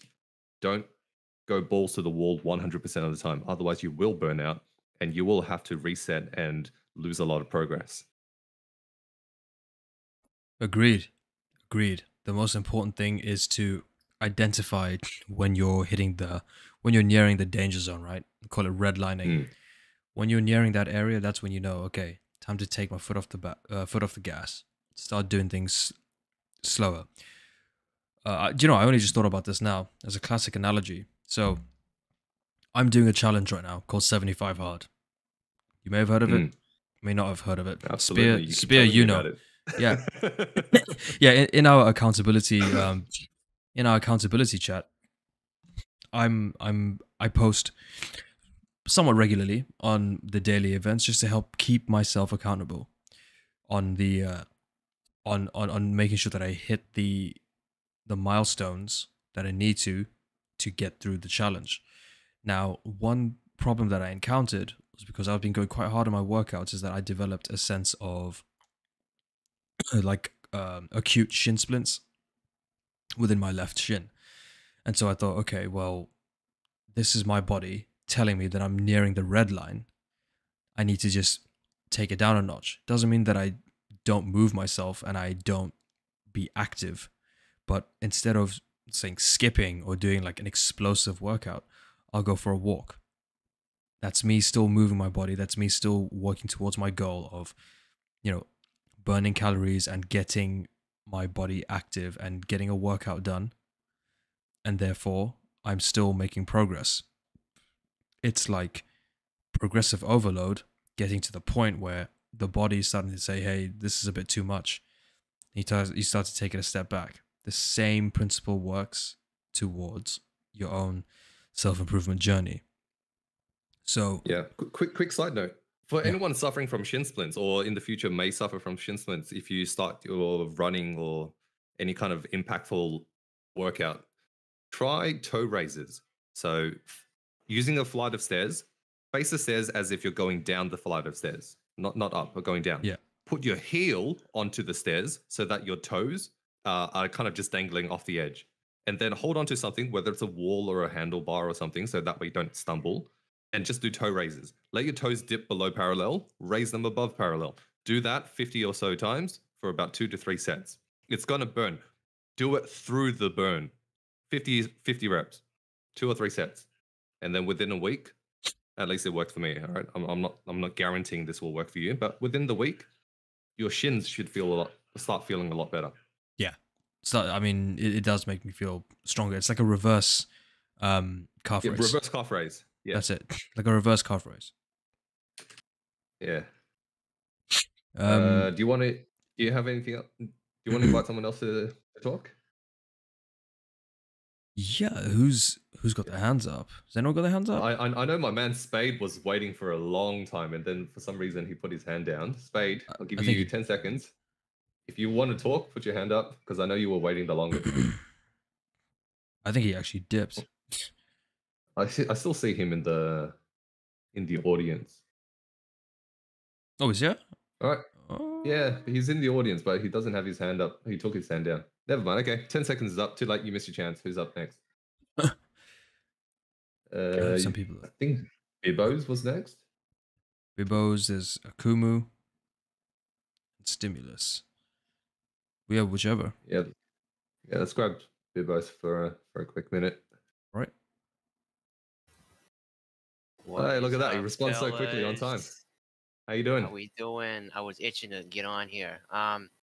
Bro. So forgive me if this is too off topic, but I thought about it while I was at work, and I think it might relate to what you guys are talking about. I just chimed in not too long ago. I wanted to talk about how, how women will say, oh, it's really good for a man to be emotional, and then yes. Jeffrey will be like, no, I was emotional when she left me. And, I think what women really mean when they say they want a guy who's emotional, they want a guy who's in control of their emotions. Like they can show that vulnerability and like communicate that they're going through a rough time, but they don't want a crybaby, if you know what I mean. They Yeah. don't want a dude who, you know, say you got fired from your job, right? That's like a reasonable like thing to cry about. But if you're like wailing and like sulking about it for days upon days, I feel like that's when women start to chime out, you know. And for example, me and my first girlfriend, um, this was my first girlfriend, so I didn't really know how the dynamics of a relationship worked. And a lot of the time, I'd be driving with her, and I'd go through like some road rage, and totally forgot that she was in the car, and I think I scared her a little bit because I Yeah. tend to yell. And then when my parents were going through a divorce, I was like kind of irritable, and I would like really sensitive. And I would start crying out of nowhere, and like she told me, it's okay. Men should be emotional, but I think ultimately, when we did break up, she did tell me that I was too emotional, and that she told me when I started crying, she started to look at me a little different. And it took me probably up until I started watching Hamza's videos not too long after the breakup to, sort of realize that.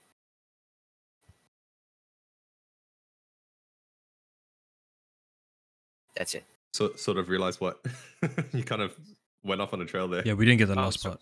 sort of realize that women that's what women mean when they want a guy who's like capable of being emotional. Like I think Hamza made a video about this. Like there's a balance between the masculinity and feminine side of a man, men should have a little bit of femininity, but a woman doesn't want to date like another woman. Yeah. Unless like she is dating another woman. You know what I mean? Yeah, yeah. So I've had plenty of relationships, and I have experienced the exact same thing you have spoken in a lot of them, because I'm naturally a very intuitive person. I'm also very in touch with my feminine side. I would even argue that I was more feminine than masculine up until the last year or two. And every time that I had a breakup with my girlfriends, I realized that what they were all saying in some way, shape, or form was I was too like out of control with my emotional state, and just the way in which I handled my emotions. So I agree with what you're saying, in the sense that women don't want a drone. They don't want a guy who's like got he's like completely he's so out of touch. He just doesn't have the ability to register and even, um feed the emotional um element when it comes to a relationship. But there's a fine line between, identifying and being able to sort of nurture and provide emotional support, and then being the one who is driven by emotion, which is why you will hear so many like red pill coaches, so many self-improvement coaches. You'll hear even look at just masculine men and just observe them and have a conversation with them. They'll all tell you, men should never be governed by their emotions. If you go back to Stoicism, one of, I mean, the whole premise of Stoicism, because I know that this is a philosophy that a lot of people in this server love to like preach and talk about, is to live a life that is not driven by your senses, right? It's not driven by your emotion. It's driven by the will to to chase excellence, right? And you could argue, okay, but isn't that an emotion within itself? I think ambition is on a higher plane than the emotional field. See, ambition and success, especially in this stance that we're talking of, is like, again, doing the hard work or taking the hard road, even when you know, okay, this is going to be a shit experience, but you know that there's going to be massive growth, or you remind yourself there's going to be massive growth in the process and also on the other side of that pathway.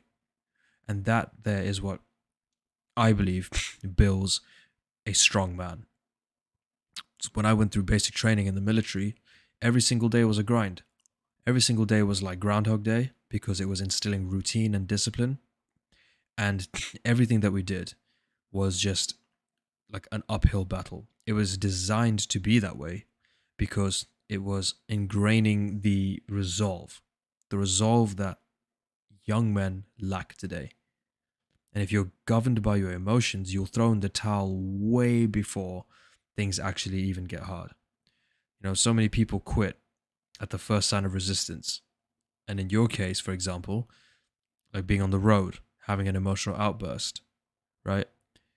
With women, they look to us men as pillars of support, pillars of strength. And if you're showing that, you know, you're having these energetic outbursts and you're basically just expending this energy on situations that you have no control over, then she's going to think, well, how is he going to manage, like, say, for example, if we have kids, or, you know, on a subconscious level, just thinking about... Sorry, that is exactly what she brought up at the end of the break. And at the whole end, the end of it, Yeah, she yeah. was like, how are you going to react to, like, that kind of stuff when we have kids? You know, It's like, it's time, 2 I a.m. kind and the of baby's crying. responded to it emotionally as well because I still hadn't like realized it, so I Yeah. had another little tantrum after that. Yeah, naturally. Yeah. And you see that right there is just proof. It's just proof that we as young men have traumas as well. And let me make one thing clear. There's absolutely nothing wrong with feeling what you feel. There's nothing wrong with crying as a man.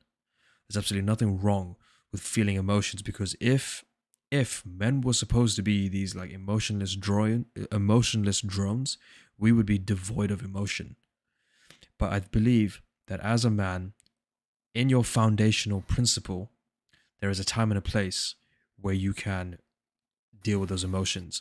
It doesn't mean repress them, because, I mean, we've all seen what repressed emotions does. It just deepens the wound, it calluses the trauma, and it's even harder for us to revisit when we do go into therapy.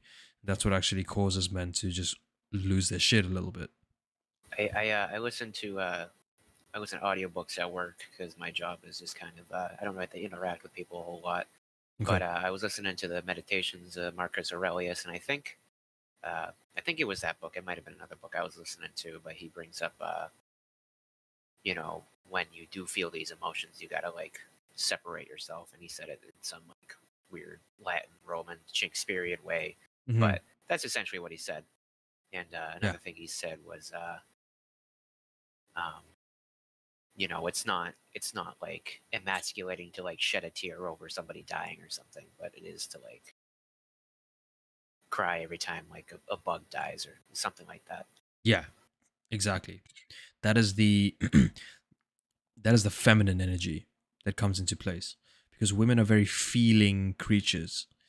We as men, we do feel, but we are more action focused in nature, which is why we are, you know, we are built the way that we are, which is why if you look at history, just look at how men have paved the way for the systemic flow of society and the way that the world is now. Even in today's day and age, there's a level of accountability that we all as young men have to take for the way in which society functions. Okay.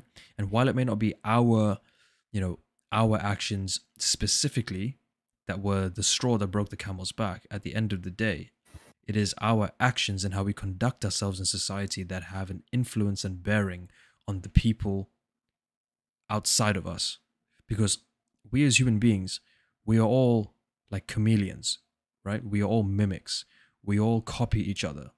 If you, as a young man, are extremely emotional and the word I'm using is reactive to the way in which you sort of experience life, people around you are going to formulate the opinion that you are a reactive person, and they themselves will become reactive.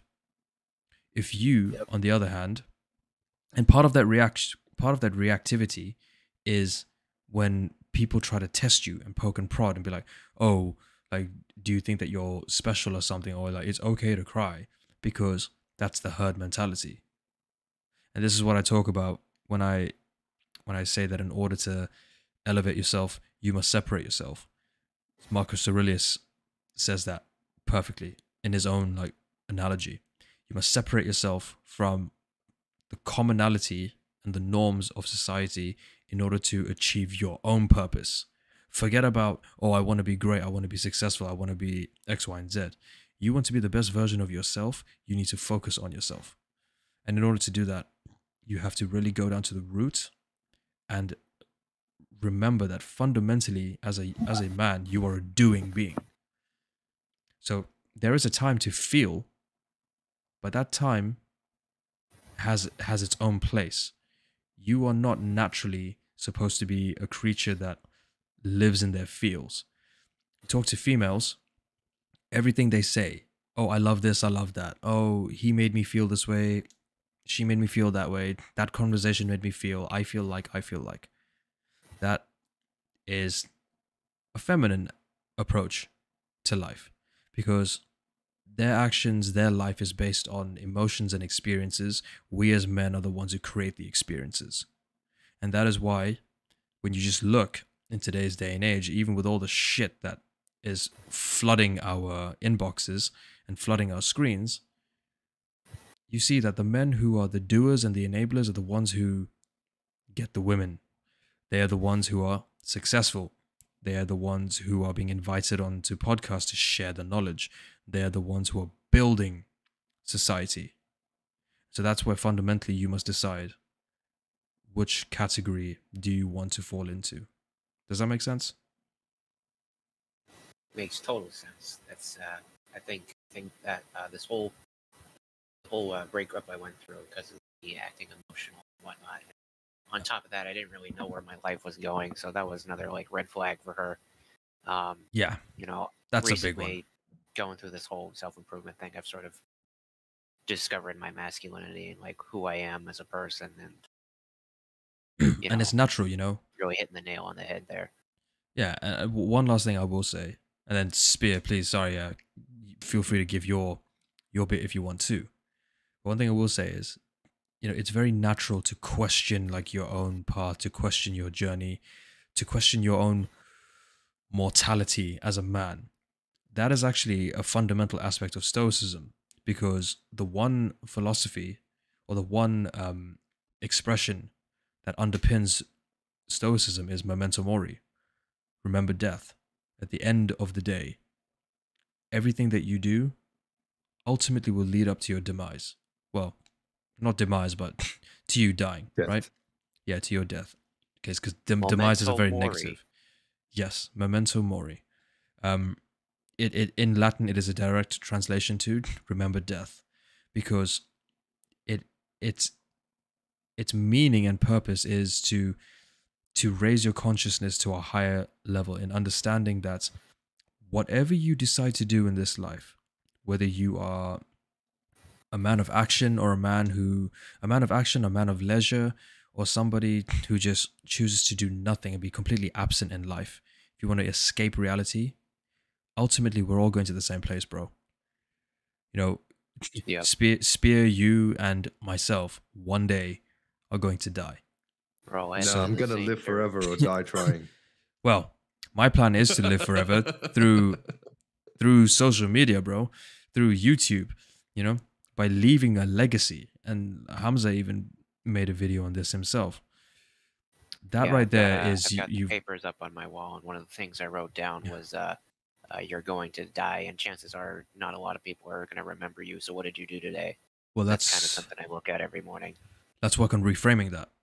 I'd actually like you to take that piece of paper down and put up a new piece of paper with the writing of you're going to die one day.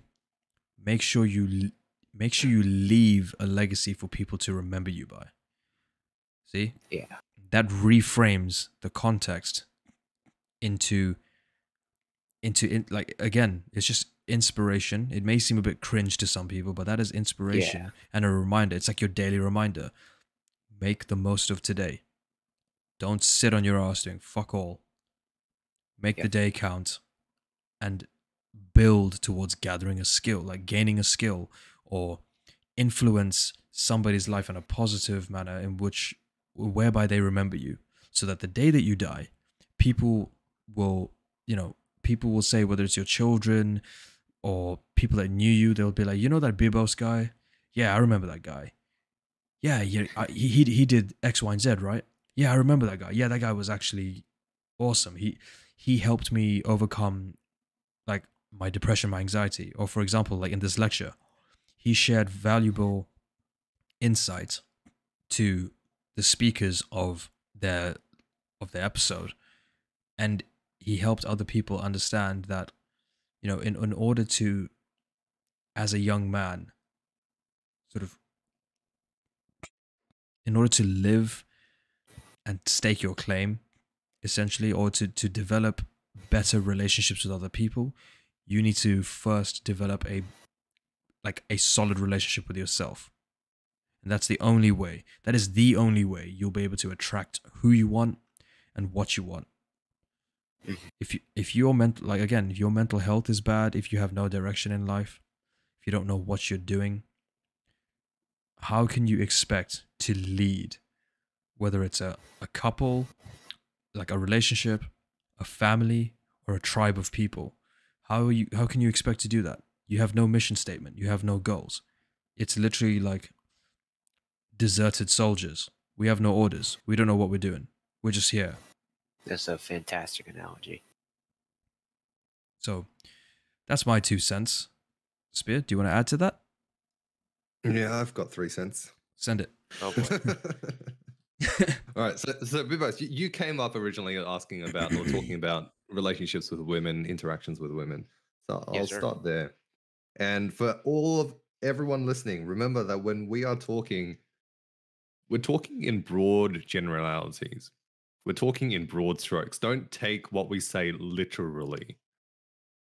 Yeah, please. If you want to, you can, but you shouldn't take every single thing literally. No, I like to listen to like what everybody says and then kind of collect. Yeah, I'm not just directing that at you. I'm directing that at the entire audience. Right. Right, because especially when we go into analogies and examples and metaphors, don't take those literally. Right, there's a few things. I'm going to list them out in case I forget talking about them. First one is, they don't know what they want. Second one is, but I'm working on it. Third one is, the fisherman analogy. The fourth one is, the father and baby. The fifth one is, the rock and the kite.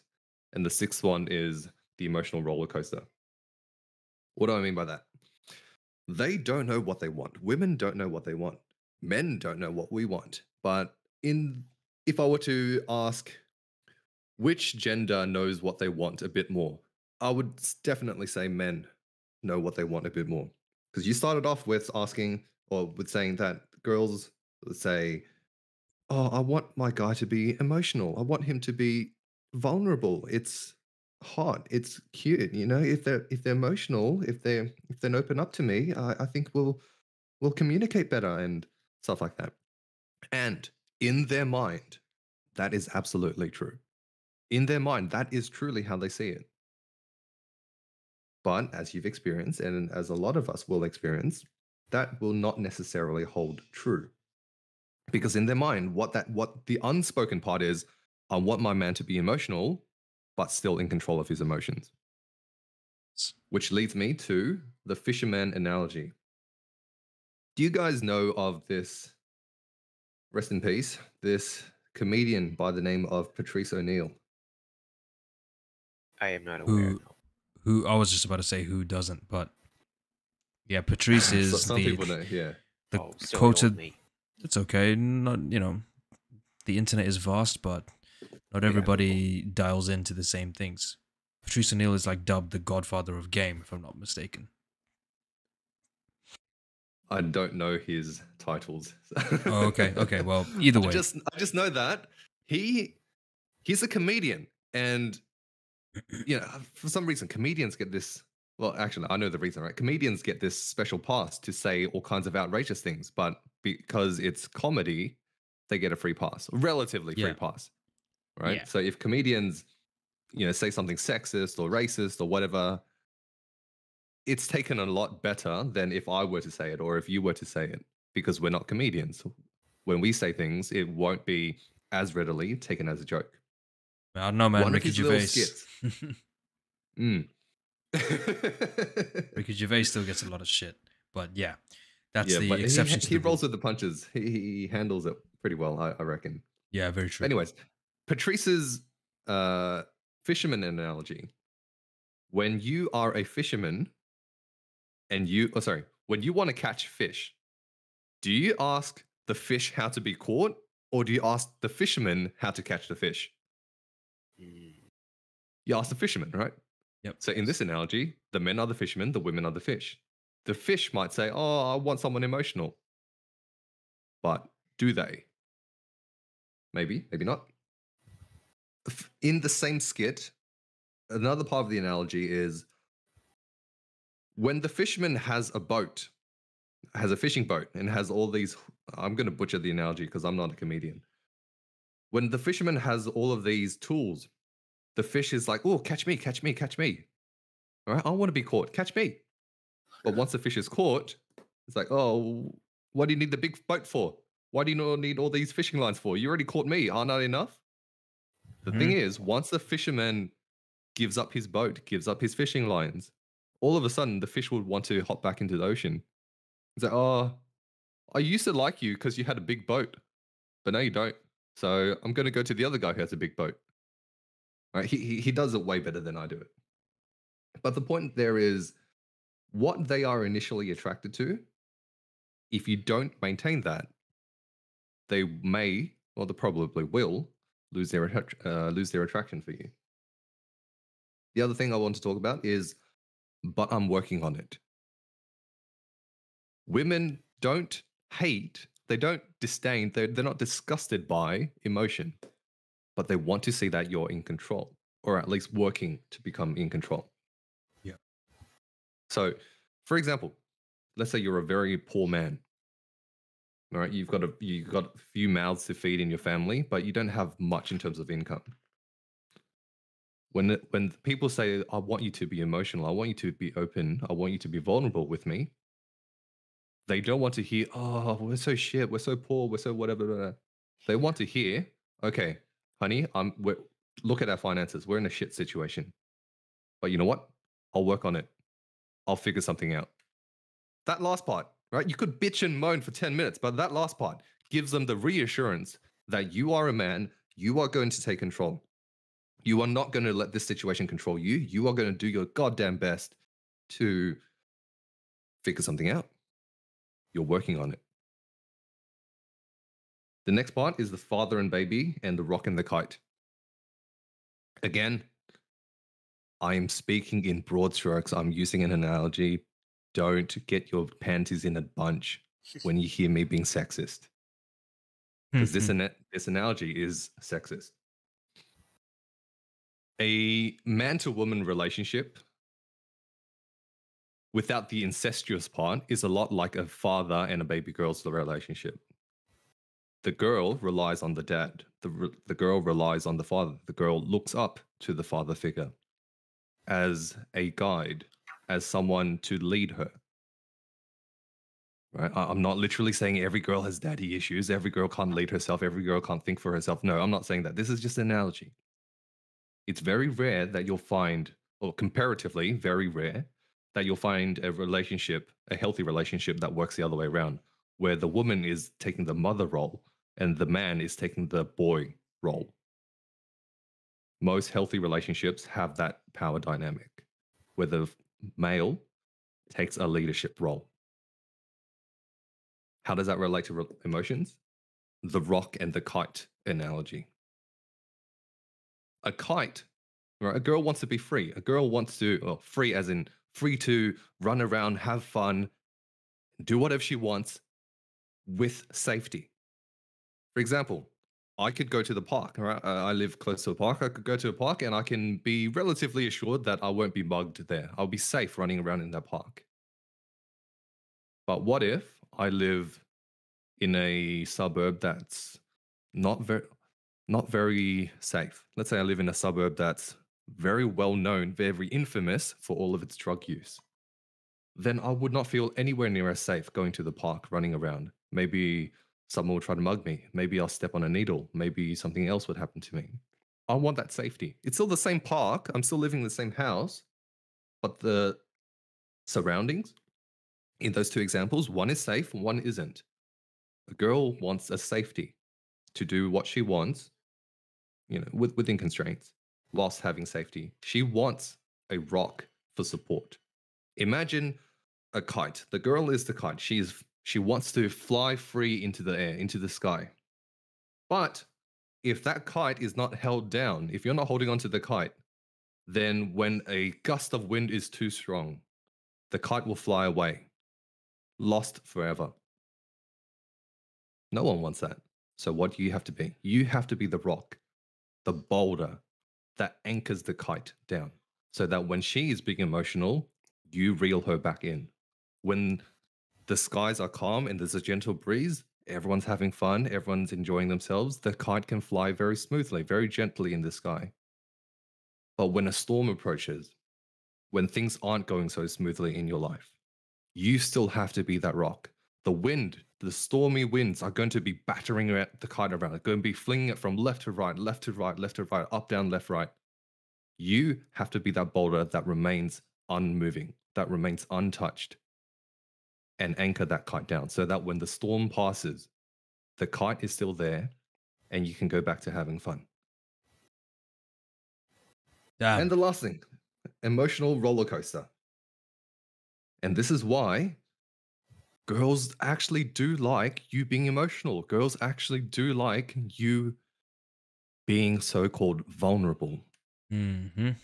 If you look at a stereotypical abusive relationship, who's the abuser?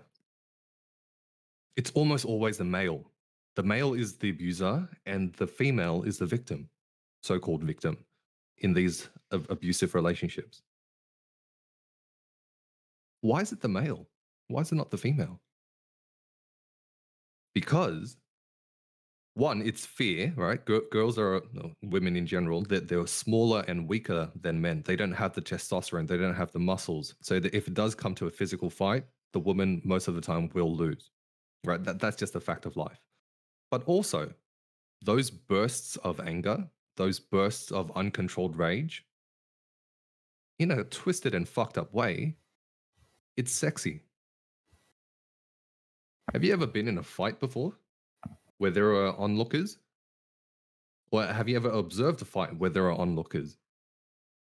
It's crazy how much attention the winner gets.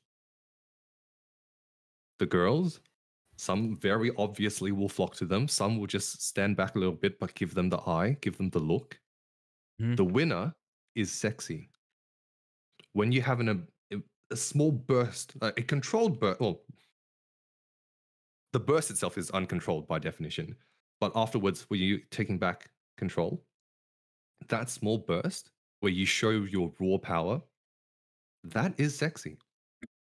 It's fucked up, right? It's twisted, it's fucked up. But it is sexy.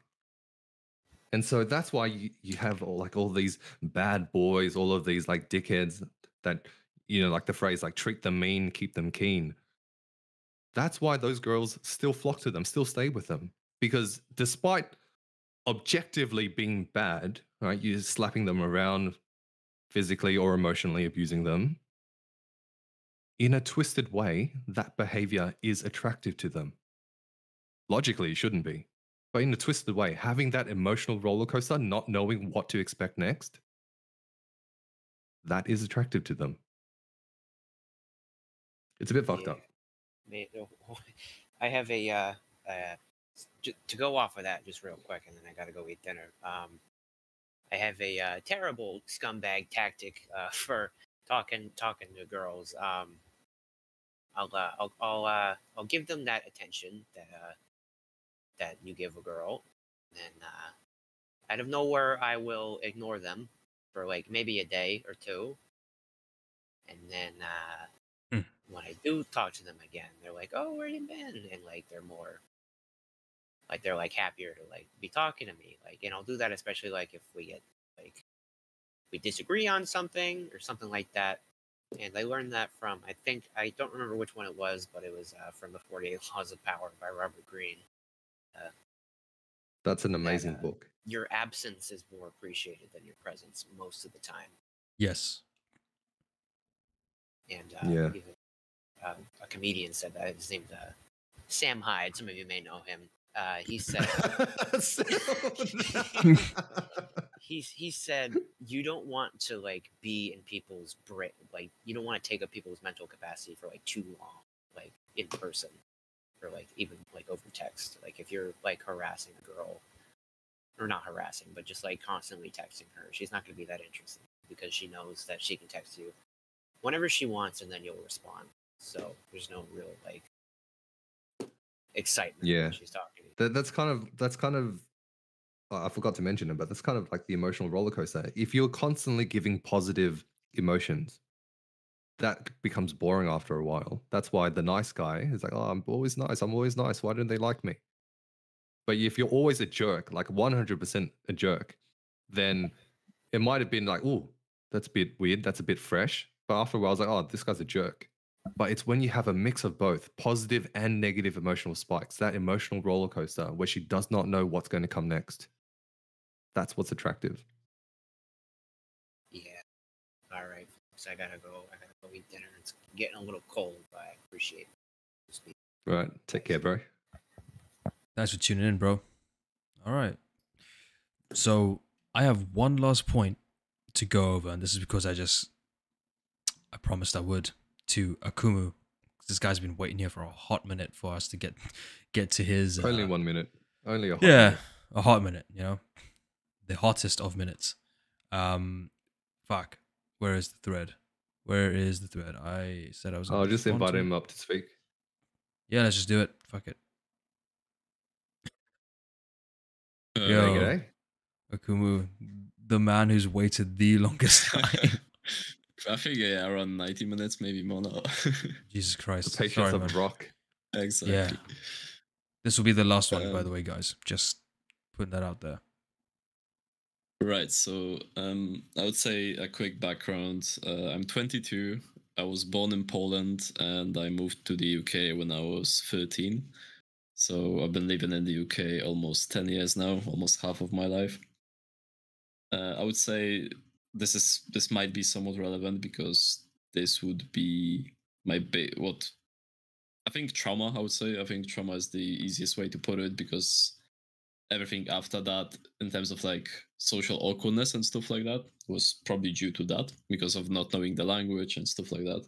Because I was thrown into deep water of like going to school with barely knowing language, basically. So that might come relevant. But the thing I want to talk about is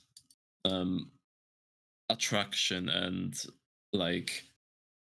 Okay, so I've had 2 girls that were interested in me in the past like couple of years, let's say, in terms of like actually, I don't know, trying anything with women. So with the first one, I wasn't on self-improvement yet. I was just going to gym, but that was about it. With the second one, which is still somewhat relevant, I am pretty much almost full-time on self-improvement, if you will. Like, I started my habit tracker around 3 weeks ago now. I've been journaling for 40 days.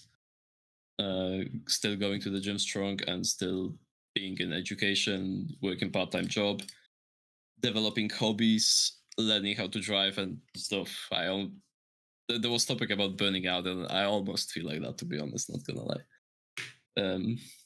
But yeah, so the thing is that I'm not sure what is causing this.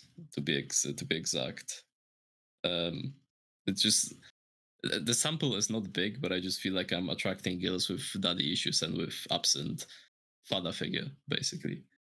And I don't like that because I don't want to be like toxic or anything, but usually these women, they can be toxic. They can be. I thought they can be lazy, to be honest, which clearly doesn't fit into the lifestyle I want to lead. So yeah, I would want to hear your thoughts about this and then discuss it. Floor's your spear. Moving countries and learning a new language it's always tough, eh? Yeah, no. I moved from China to Australia when I was 5. I think I had it much easier than you because at 5 you learn things a lot faster than at say 12. But 12, I would say you probably 15. Yeah, but you probably don't even remember the transition. That's the thing at that age. I would say. yeah, like Barely, I don't yeah. I don't remember the exact event or activity, but I remember the effects of it.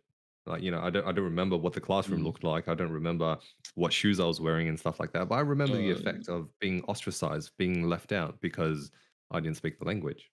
I remember the first day, literally the first day when my brother brought me in and just left me there, to be honest. I remember the first day. I remember there was, because they brought me into the office and some girls were in the office and they were like, oh, he's Polish. Like they want to ask me some questions. And they asked me, what's my second name? Which if I translated it to Polish, like word to word, I understood it as a middle name. And I just say, I said I didn't have one. So yeah, that was kind of funny that now I look back at it. But yeah, I'm wondering because I would say I'm way better in terms of social situations. I can make normal conversation with women. The one which I said about, which is like recent, I would say I can even quite pulverize her in a way as well. So What do you mean? I'm not sure. She's like the whole story is too complicated to explain with her, but what happens is she becomes desperate, for example, as well when I'm saying like, okay, I'm just leaving. Like there was like two main moments where there was like, oh, we got to either distance ourselves or like leave fully, basically. But also she was saying things like, sometimes she was like you're a fucking cunt and like you're selfish, but I love you, like stuff like that. Which at that time the love you was like, it wasn't love, but like an attraction, a sexual attraction, basically. So that's what I mean. Yeah.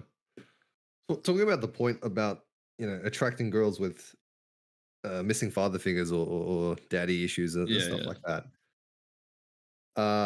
I'll offer you 2 ideas. The first one is it could just be a coincidence, as in it could just have been that the area that you're in or the girls that you're meeting just have daddy issues. It's definitely not the area, because one girl was from Poland and one girl is from UK, which means clearly. But I'm saying this the sample size. Yeah, exactly. What's the sample size? 2, literally 2. So yeah, so it could just be, you know, bad luck. Sample size of 2. You know, like for everyone listening who doesn't understand that, that's like, for example, if my first approach was a rejection, so I got rejected in my first approach, then technically I have a 0% success rate. Then I could say, oh, all girls rejected me, which technically is true. But, you know, I've only tried once. How do I know the next one would be a rejection as well? I wouldn't. That's what I mean by a small sample size. The other idea that I want to float by you is when we come to looking for a partner, like whether it's for a casual hookup, well, actually more applicable for long-term relationships, but also applicable to casual hookups, we look for both, like, you know the phrase opposites attract. But at the Yeah. same time, we also look for things that are within our comfort zones, things that we are familiar with. So, it's neither opposites attract or opposites repel. It's a mix of both. And it could just be that the way you present yourself, it could be you as a person, but I'm specifically talking about the way you present yourself. Because especially when you're cold approaching or barely know someone, they only have a very little part to go off of. For example, you've been on this stage for about 5 minutes. I only know the things you've chosen to share. I don't know any other aspect of you. So it could be the way that you present yourself. I don't know how you present yourself in real life, but it could be that the way you present yourself happens to attract girls with missing father figures or girls with daddy issues. Do you come off as distant? Do you reject them? Do you, what's the word? Like the previous guy, just like ignore them randomly. Maybe their fathers did that, and maybe that's their idea of how a relationship should work. Or are you constantly attentive? Maybe that's how they would like their fathers to be. I'm not an expert on this. I think I it's don't know anything about daddy issues. Yeah, I think it's the second option because I'm very protective. I would say, like, I'm starting to realize it's a bad thing because I almost like essentially try to change people, which I know that's not how it works consciously. Like, I can't change anyone or what they're doing. Yeah, I do the same as well. I try to live by the rule that I leave people better than I found them. Both for romantic relationships as well as friendly relationships. Like everyone should be better off because they met me. No one should be worse off because they met me.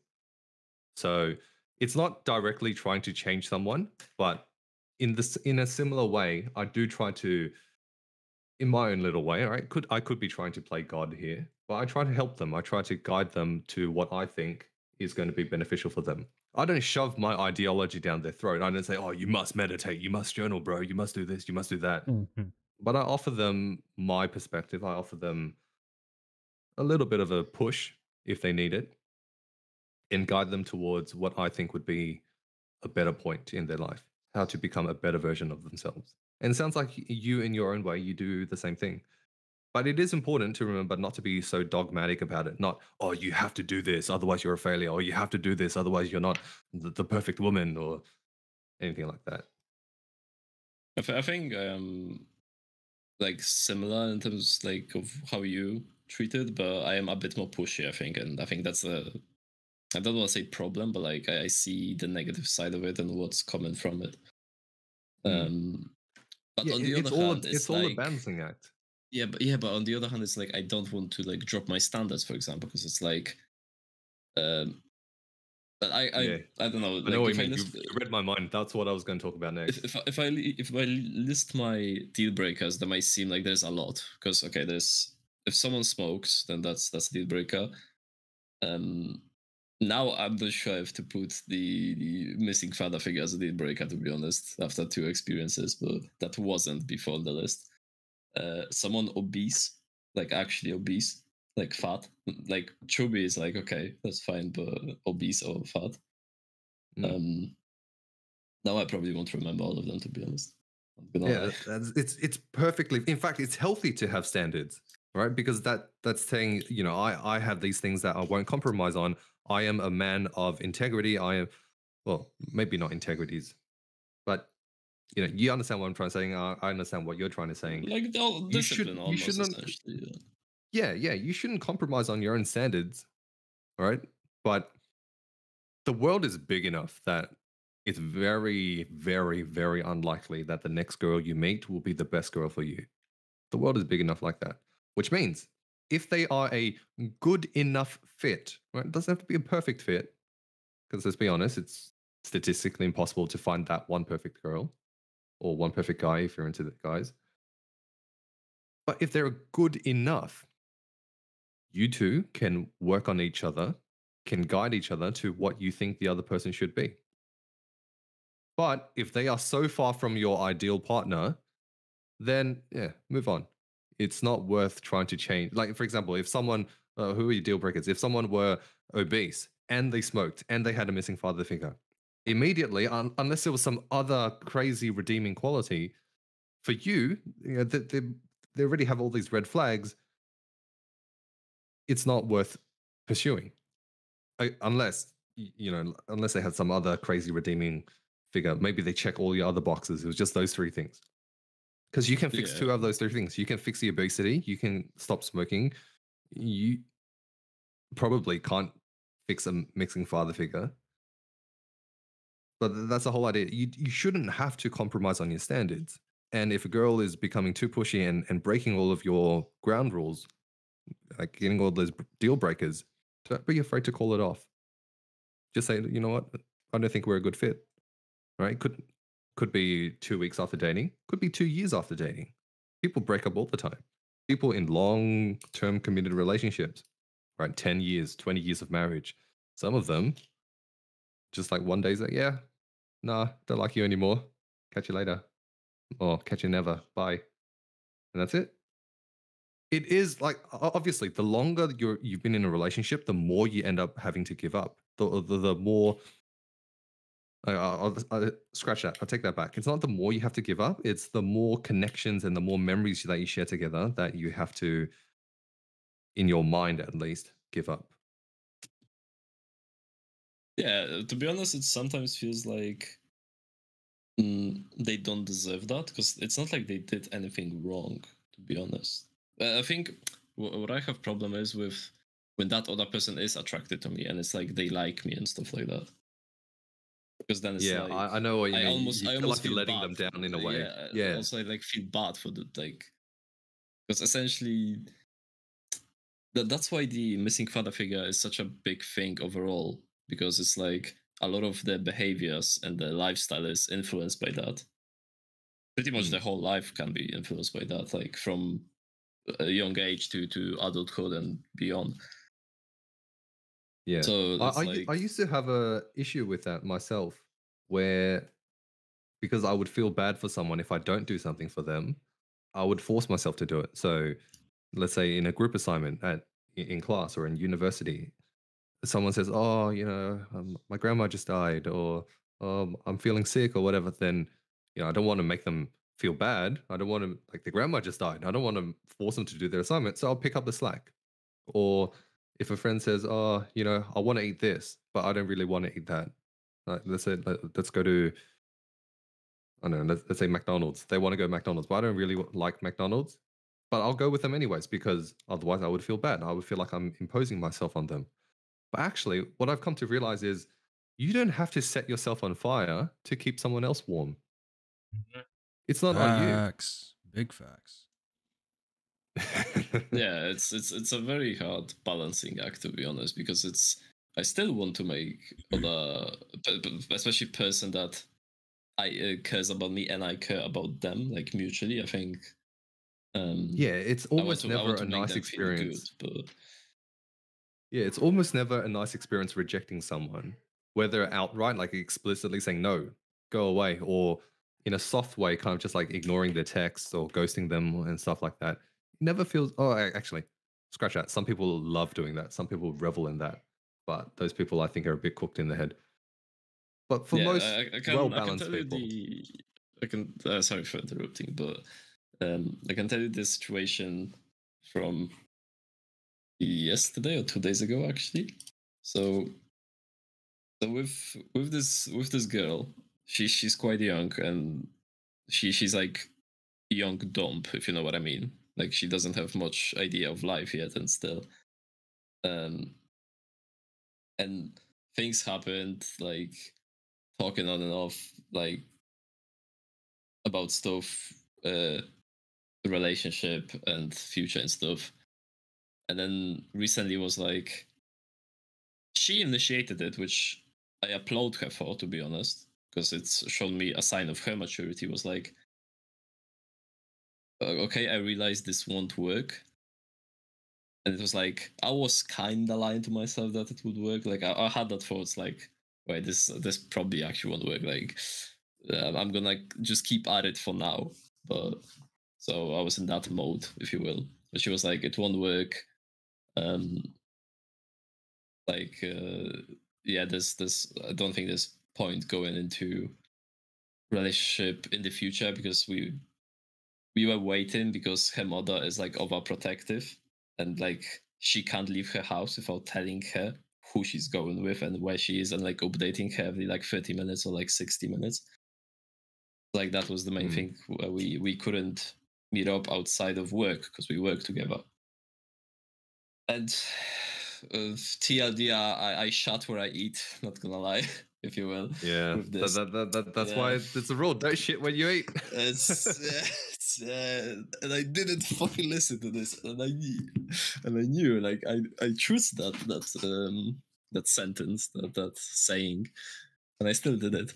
Oh well, you learn from mistakes, I guess. So now it's like, all right. So finishing the actual thought was like, she said, okay, they won't work, and I was like, okay.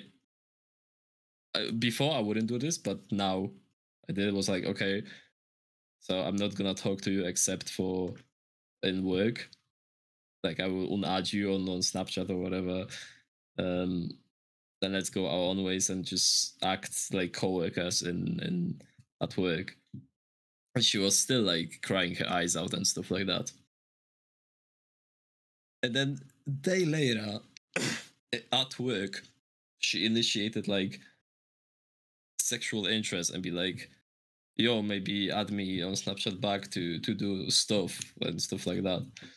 So it's like it wasn't even 24 hours of me like deciding, like she initiated it, but I was like it was almost like me deciding it to leave it, because she was, that's where the feminine and masculine things come in, because it's like she wanted me to decide if we like still keep each other added and stuff like that.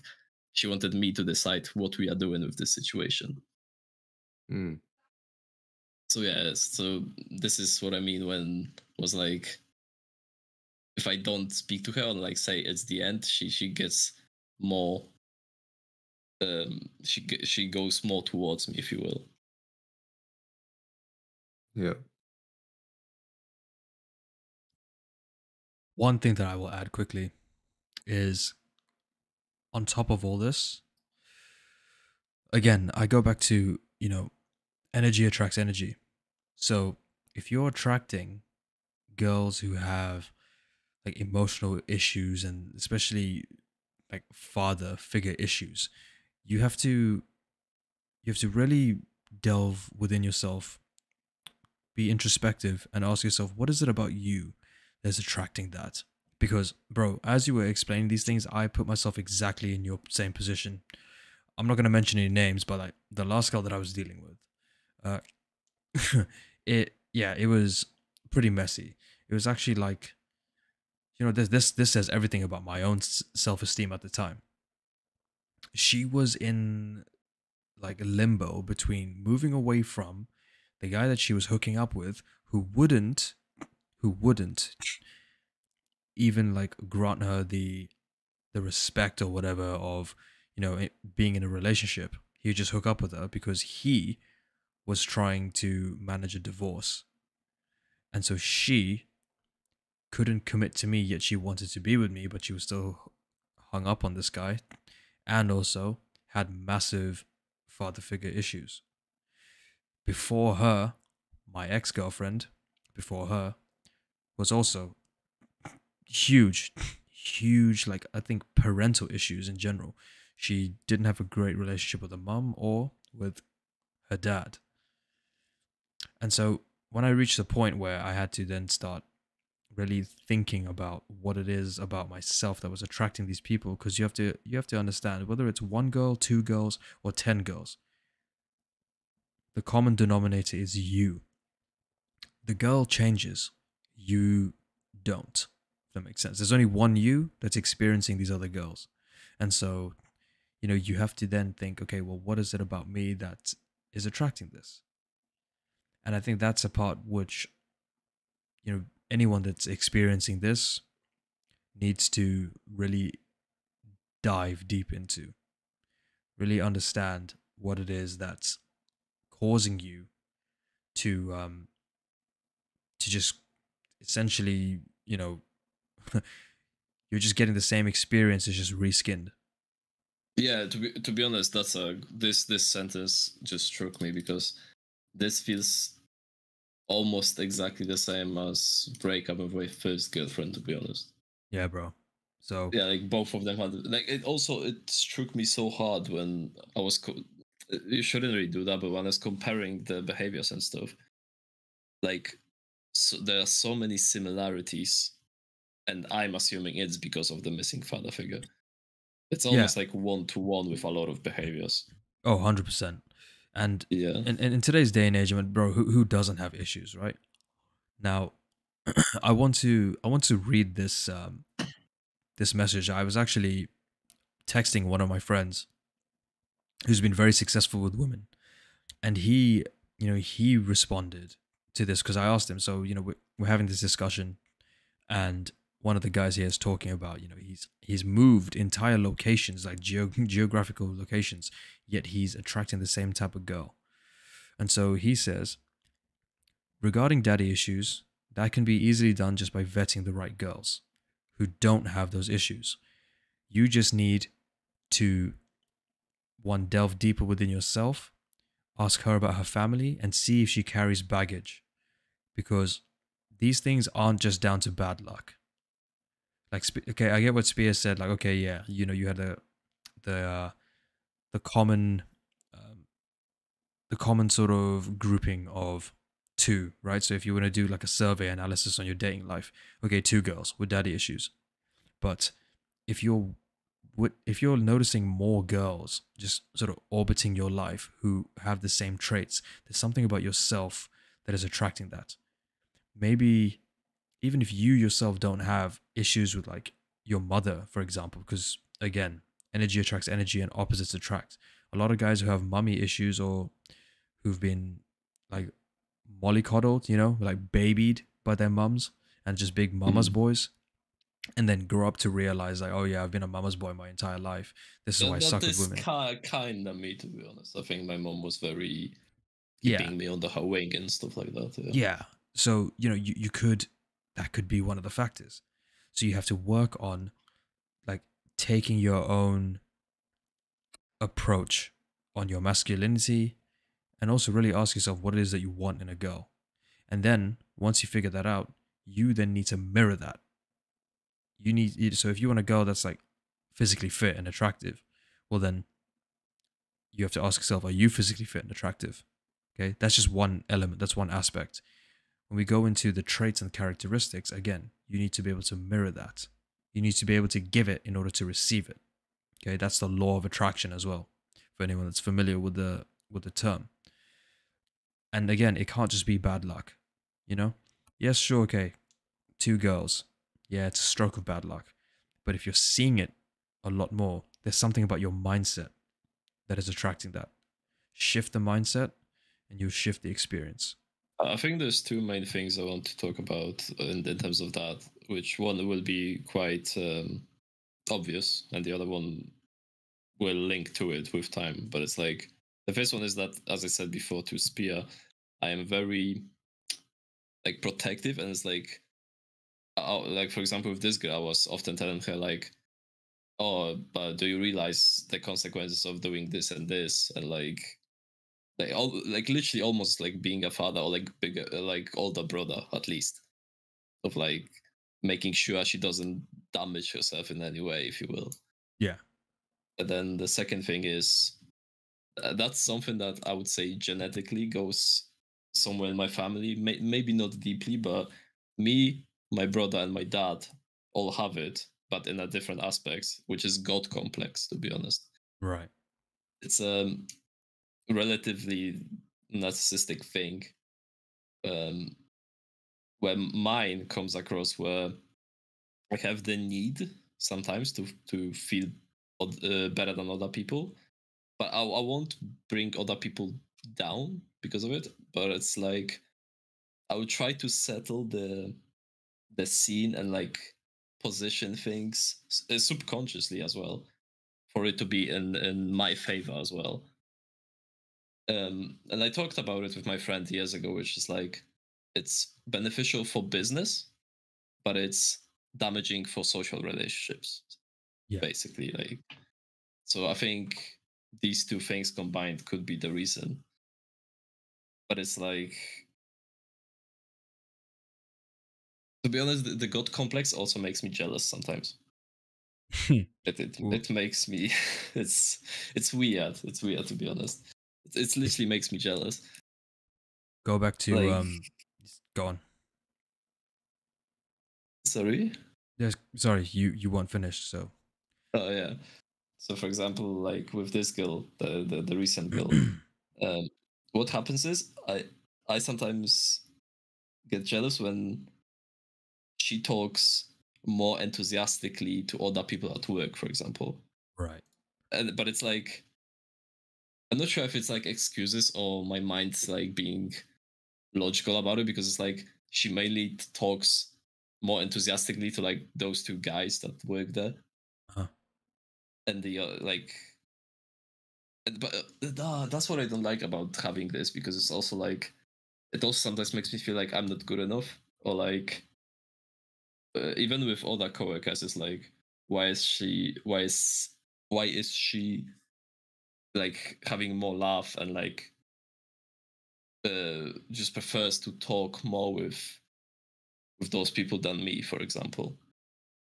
And I talked with her about it, because that's where I don't like this as well, where it's like I call it out on her, but it's like, it's my thing.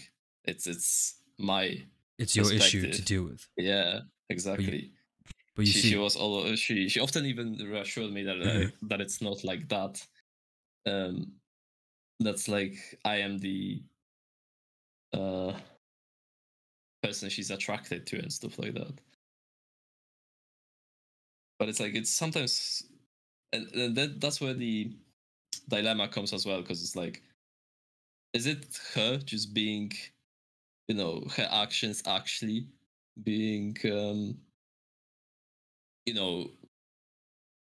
fulfilling to make me jealous, or is it just me that's over exaggerating it? I can't really tell sometimes, quite often actually. well, again, it comes down to it all boils down to what is in your control versus what is out of your control, right? And when you understand what's in your control, then you just focus on that. You can think about so many different things, so many different variables, but focus on aspects that you can control within yourself, such as your emotional states. Just want to quickly, before we wrap it up, quickly bring to light the things that you were talking about, the things that you said were like your trigger points. You can see how those are like the same traits of girls with daddy issues.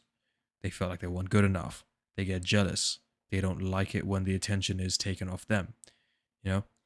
Things like that. If you exhibit those things, you tend to attract more of that. Now, going over quickly what Bright Peak is saying. Yeah, 100%. You can do all the right things and still attract healthy and non-healthy people. That's just the way it goes. The more successful, the more like financially abundant you become, the more like the healthier, the fitter you are, etc. You're gonna just expand the pool from which you can pull from. This is where vetting the individuals that come into your life is fundamental, and part of the abundance mindset. Once you have, first of all, addressed step 0, which is getting over your own like insecurities and emotional hitch-ups, is then continue to build on yourself. You will naturally accumulate resources and attract more people. But then this is where you have to be able to be firm in vetting the individual. So just because the first girl gives you attention doesn't mean you go with her and you start investing in her. That's where you start asking questions. That's the whole point of dating. Because on these dates, you're going to ask, okay, so what you like with your family? What do you like with your friends? Tell me what you're like. I just, sorry for quick interruption, but yeah, I just started realizing like I have to actually question things. Like, I made it for myself so that maybe not straight away, but I'm definitely gonna ask for how's your relationship with your parents? Like, Yeah. as one of the earlier questions, That's if you will. massively telling, bro. Massively telling. And you know, if you can also, what I would even say one step further is, if you can get into a situation where you observe, like even observe like them taking a phone call with their parents, if they do that, right? Mm. If you can actually see them like face to face, interact with their parents, even better. But obviously that's a bit of a stretch. The point is just observe their behaviors, and you'll be able to tell, man. You'll be able to tell. You just need to let that initial phase of excitement, that burst of energy where everyone's on their best behavior, let that pass, and then observe the individual and really take time to get to know them. And during that, during that vetting process, if they decide that, oh well, I feel like I shouldn't have to do X, Y, and Z, I'm going to move on. Well, then that's just confirmed. That just confirms everything. As far as I'm concerned, that just confirms the suspicion, or confirms my thoughts on, you know, it's like instant versus delayed gratification. And that will actually save you a world of hurt, because someone who's too impatient, who wants to just jump into a relationship, guarantee you has toxic elements about them, because they are not secure within themselves. You want to be able to be two individuals who are secure within themselves, who bring that security to each other, as opposed to someone who is massively insecure and constantly then needs to feed off your energy. You don't want to leech. And essentially, that's what people, not just women, people who have daddy issues, mom issues, just trauma that hasn't been resolved, exhibit. That's what they are. To be honest, the point where you made about the dating pool, not dating pool, the pool of potential women being interested in me expanding as I self-improve myself. Yeah. Like I've thought about it before as well. It's such a ego-killing and humbling thing to think about, because it's like that just simply means I'm not good enough, but not in like the negative way where like thinking when I'm jealous of something. You're just of someone, but it's like you're at a certain level right now. Yeah, I'm just not good enough to be with those women that would be like you know, the ones that I want, basically, or what I'm looking for in women and stuff like that. Well, yeah, just picture this. I mean, traits, if you walk into a McLaren showroom and say, "Hey, I really want this car. Can I have it?" If they look at you, what do you think they're gonna say? Like, can they afford it? I guess. Yeah. Do you meet the requirements? The same goes for social interaction. And the thing with dating is you don't have to be a millionaire to attract like a high quality woman. See, that's the thing that so many guys get wrong. Yes, having the finances gives you access to areas where you will find more women of affluence, but what actually creates a high value man or woman isn't what's in their wallet. It's what's in their heart. And I do personally believe there are high value women everywhere. It's just that a lot of men don't truly live an abundance lifestyle. They don't live a high value lifestyle. Therefore, they will not be able to attract that until they work on that. Because I've seen plenty of people who have secure relationships. Now, I'm pretty sure there are more than just 10 people in the world who have secure, healthy, fulfilling relationships. That's not to say they don't 11. Have... Yeah. And it's not to say that they don't have... yeah. It's not to say that they don't have their issues and their arguments, but they deal with it in a healthy manner. So, again, I'll say this till I'm blue in the face. The way that you attract a healthy relationship is by becoming healthy yourself. Start to get right with your mental state. Start to get right with your emotional state.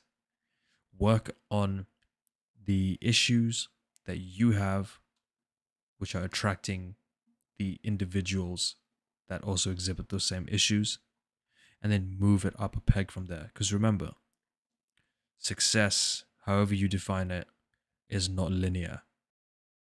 Okay? It's not just one linear path. You're going to have dips and spikes in your journey.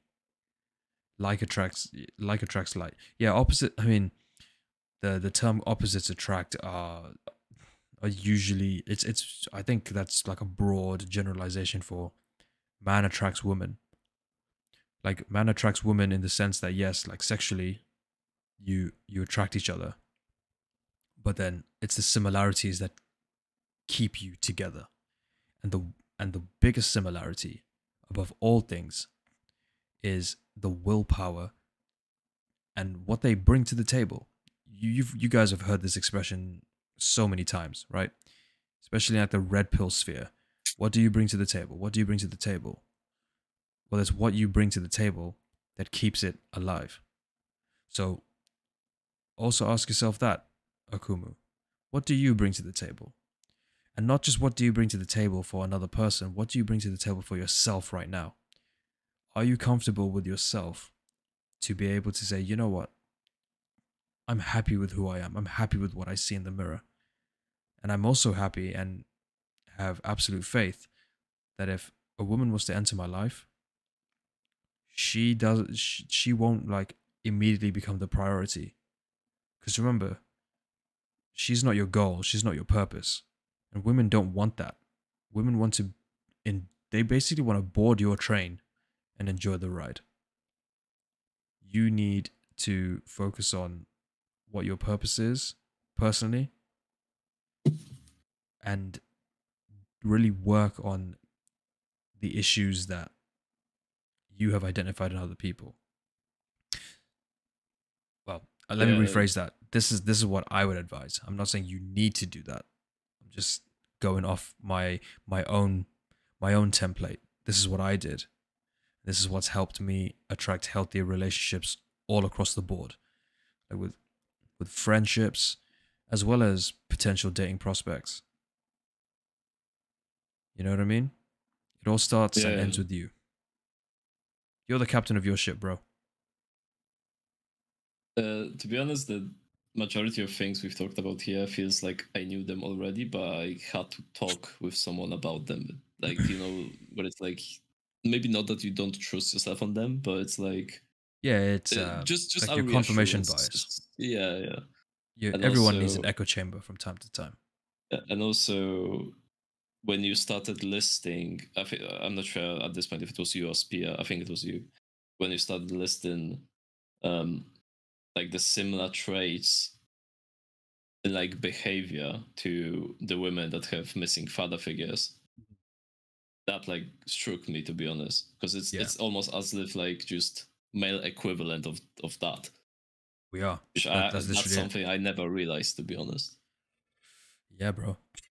It's a powerful tool when you take a step back and you actually just introspectively look at yourself, because and this advice is to be taken with, you know, with the best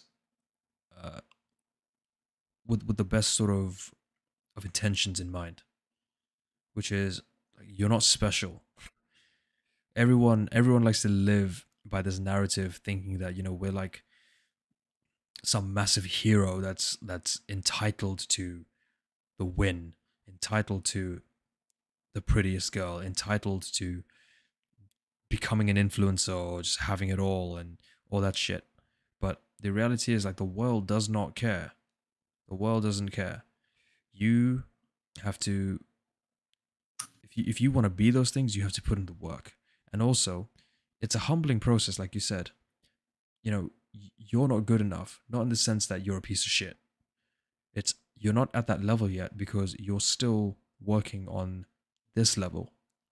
You can't just, like, imagine, you can't just take someone who's never ran ever before in their life and expect them to run a 100-meter sprint at the Olympics and get gold medals.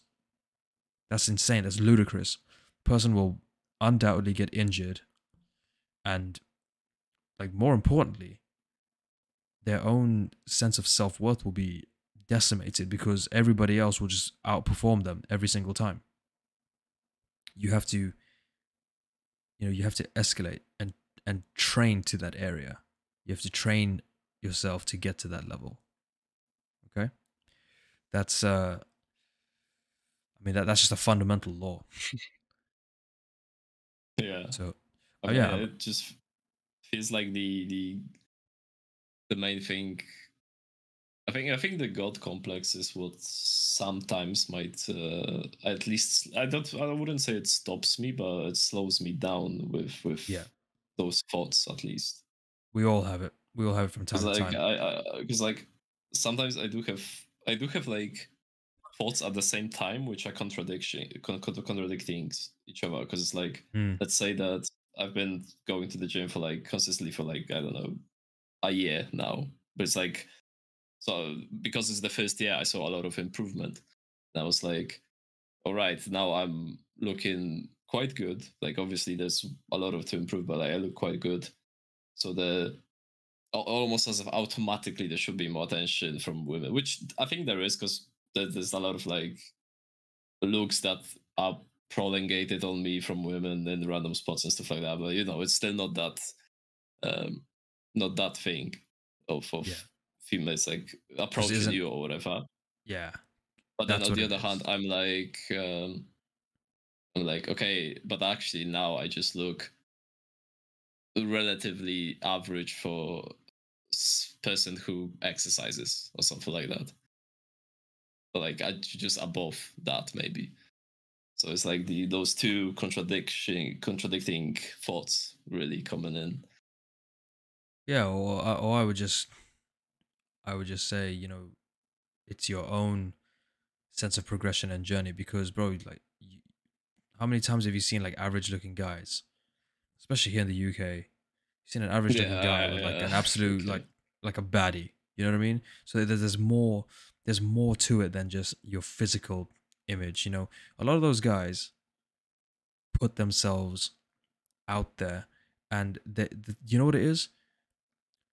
They humble themselves, they humble their egos, and they just take action, right? Specifically when it comes to this, they're the ones who aren't afraid to put their hands up first in class. They're the ones who will go and approach the girl, approach the attractive girl. Most of the time, these attractive girls are having like weirdos blow up their DMs.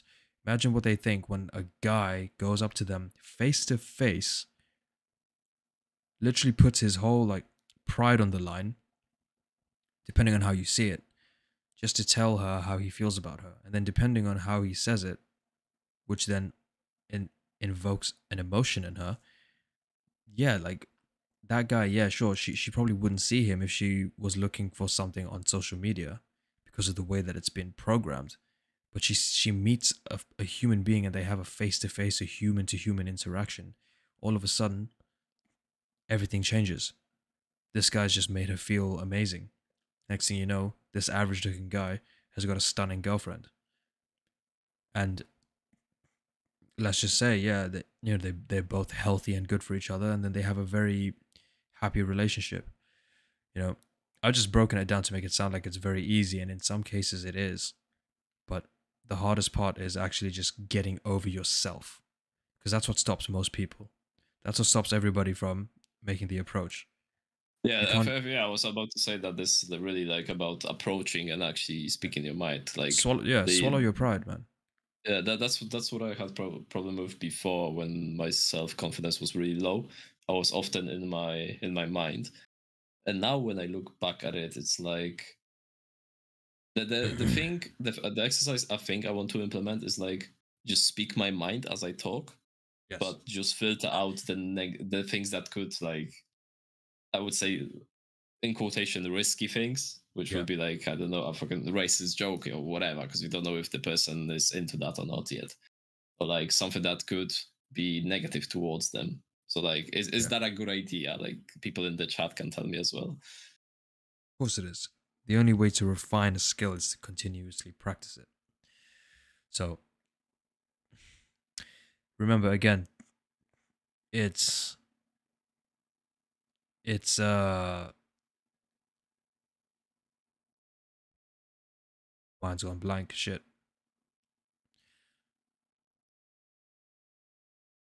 It's yeah. It's just honing away at your craft and taking the time. Remember, yeah, that's what it is. Your progression is not linear, so you figure out what works for you, and yeah, you know, you level up those different skills. While I agree that yeah, okay, cold approach is like a lottery. This is where the last part is like the do or die aspect. It's one, how you frame the concept of rejection. Two, if you don't have a solid relationship with yourself to the point where you're comfortable, like you go into a situation saying, you know what, it's okay. If I get her number, cool. If I don't get her number, cool. Either way, I'm gonna be fine, right? And then if you don't work on the skills that you need to basically maintain a relationship, well then yes, that's how you can lose. Because the whole aspect of getting girls to go on dates is to vet the girl. Well, can you explain what does vet mean exactly? As I'm obviously not, my English is not my first language. Okay, so you're Filter. looking, yeah, filter. Okay. You are filtering. All right, sorry, boys. Life calls. Been here, dude. We've been here for Yeah. 3 hours. Yeah, fuck. Yeah, All right, we need to That's end it from this. me today. I gotta go. You wrap this up. Yeah, Take care. take it easy, Spear. See you guys. See you, mate. Yeah, we have gone way over time. I mean, filter. If the convo is good and the knowledge is good to spread, you know. yeah. Just in short, you're basically filtering the girl for the aspects that you're looking for and the things that you don't want. You know what I mean? So that's it. You know, you're just looking at the traits that you're looking for, the traits that you find attractive and the traits that you normally wouldn't find attractive, and you're looking for the red flags, etc. And it's all just a process. But on that note, guys, I need to wrap this up because yeah, it's just gone 2 a.m. here, so it is time for me to yeah, it's 2 a.m. actually. Yeah, because the clock just went forward. Fuck. Oh yeah! Oh Jesus Christ! I was like, yeah, it should be 1 a.m. actually. I'm like, so the clock just went forward. So yeah, it's 2 a.m. But yeah, thank you for your input, and I hope that you guys found it beneficial. I will work on this video and upload it to my channel. It's gonna be fucking huge. So yeah, just watch for my ping in lecture details. It will be on my channel, sk_levels. Quick plug, if any of you guys want to interact with me more on a one-to-one basis, it's probably better if you just message me on IG. So my IG is sk.allopi. And yeah, ask me your questions. We can have discussions there. I'm also showcasing more of my lifestyle there if you're interested in getting to know me a bit better on a personal level. But that's it, guys. Thank you so much, and I will see you guys in the next one. All right? Yeah, thank you for having me. Was a lot of knowledge gained, a lot of retrospective thinking, really, and I guess I will try to implement the stuff I've got from here. One step at a time. All right, boys. Take it easy. All right, see you guys. Thank you.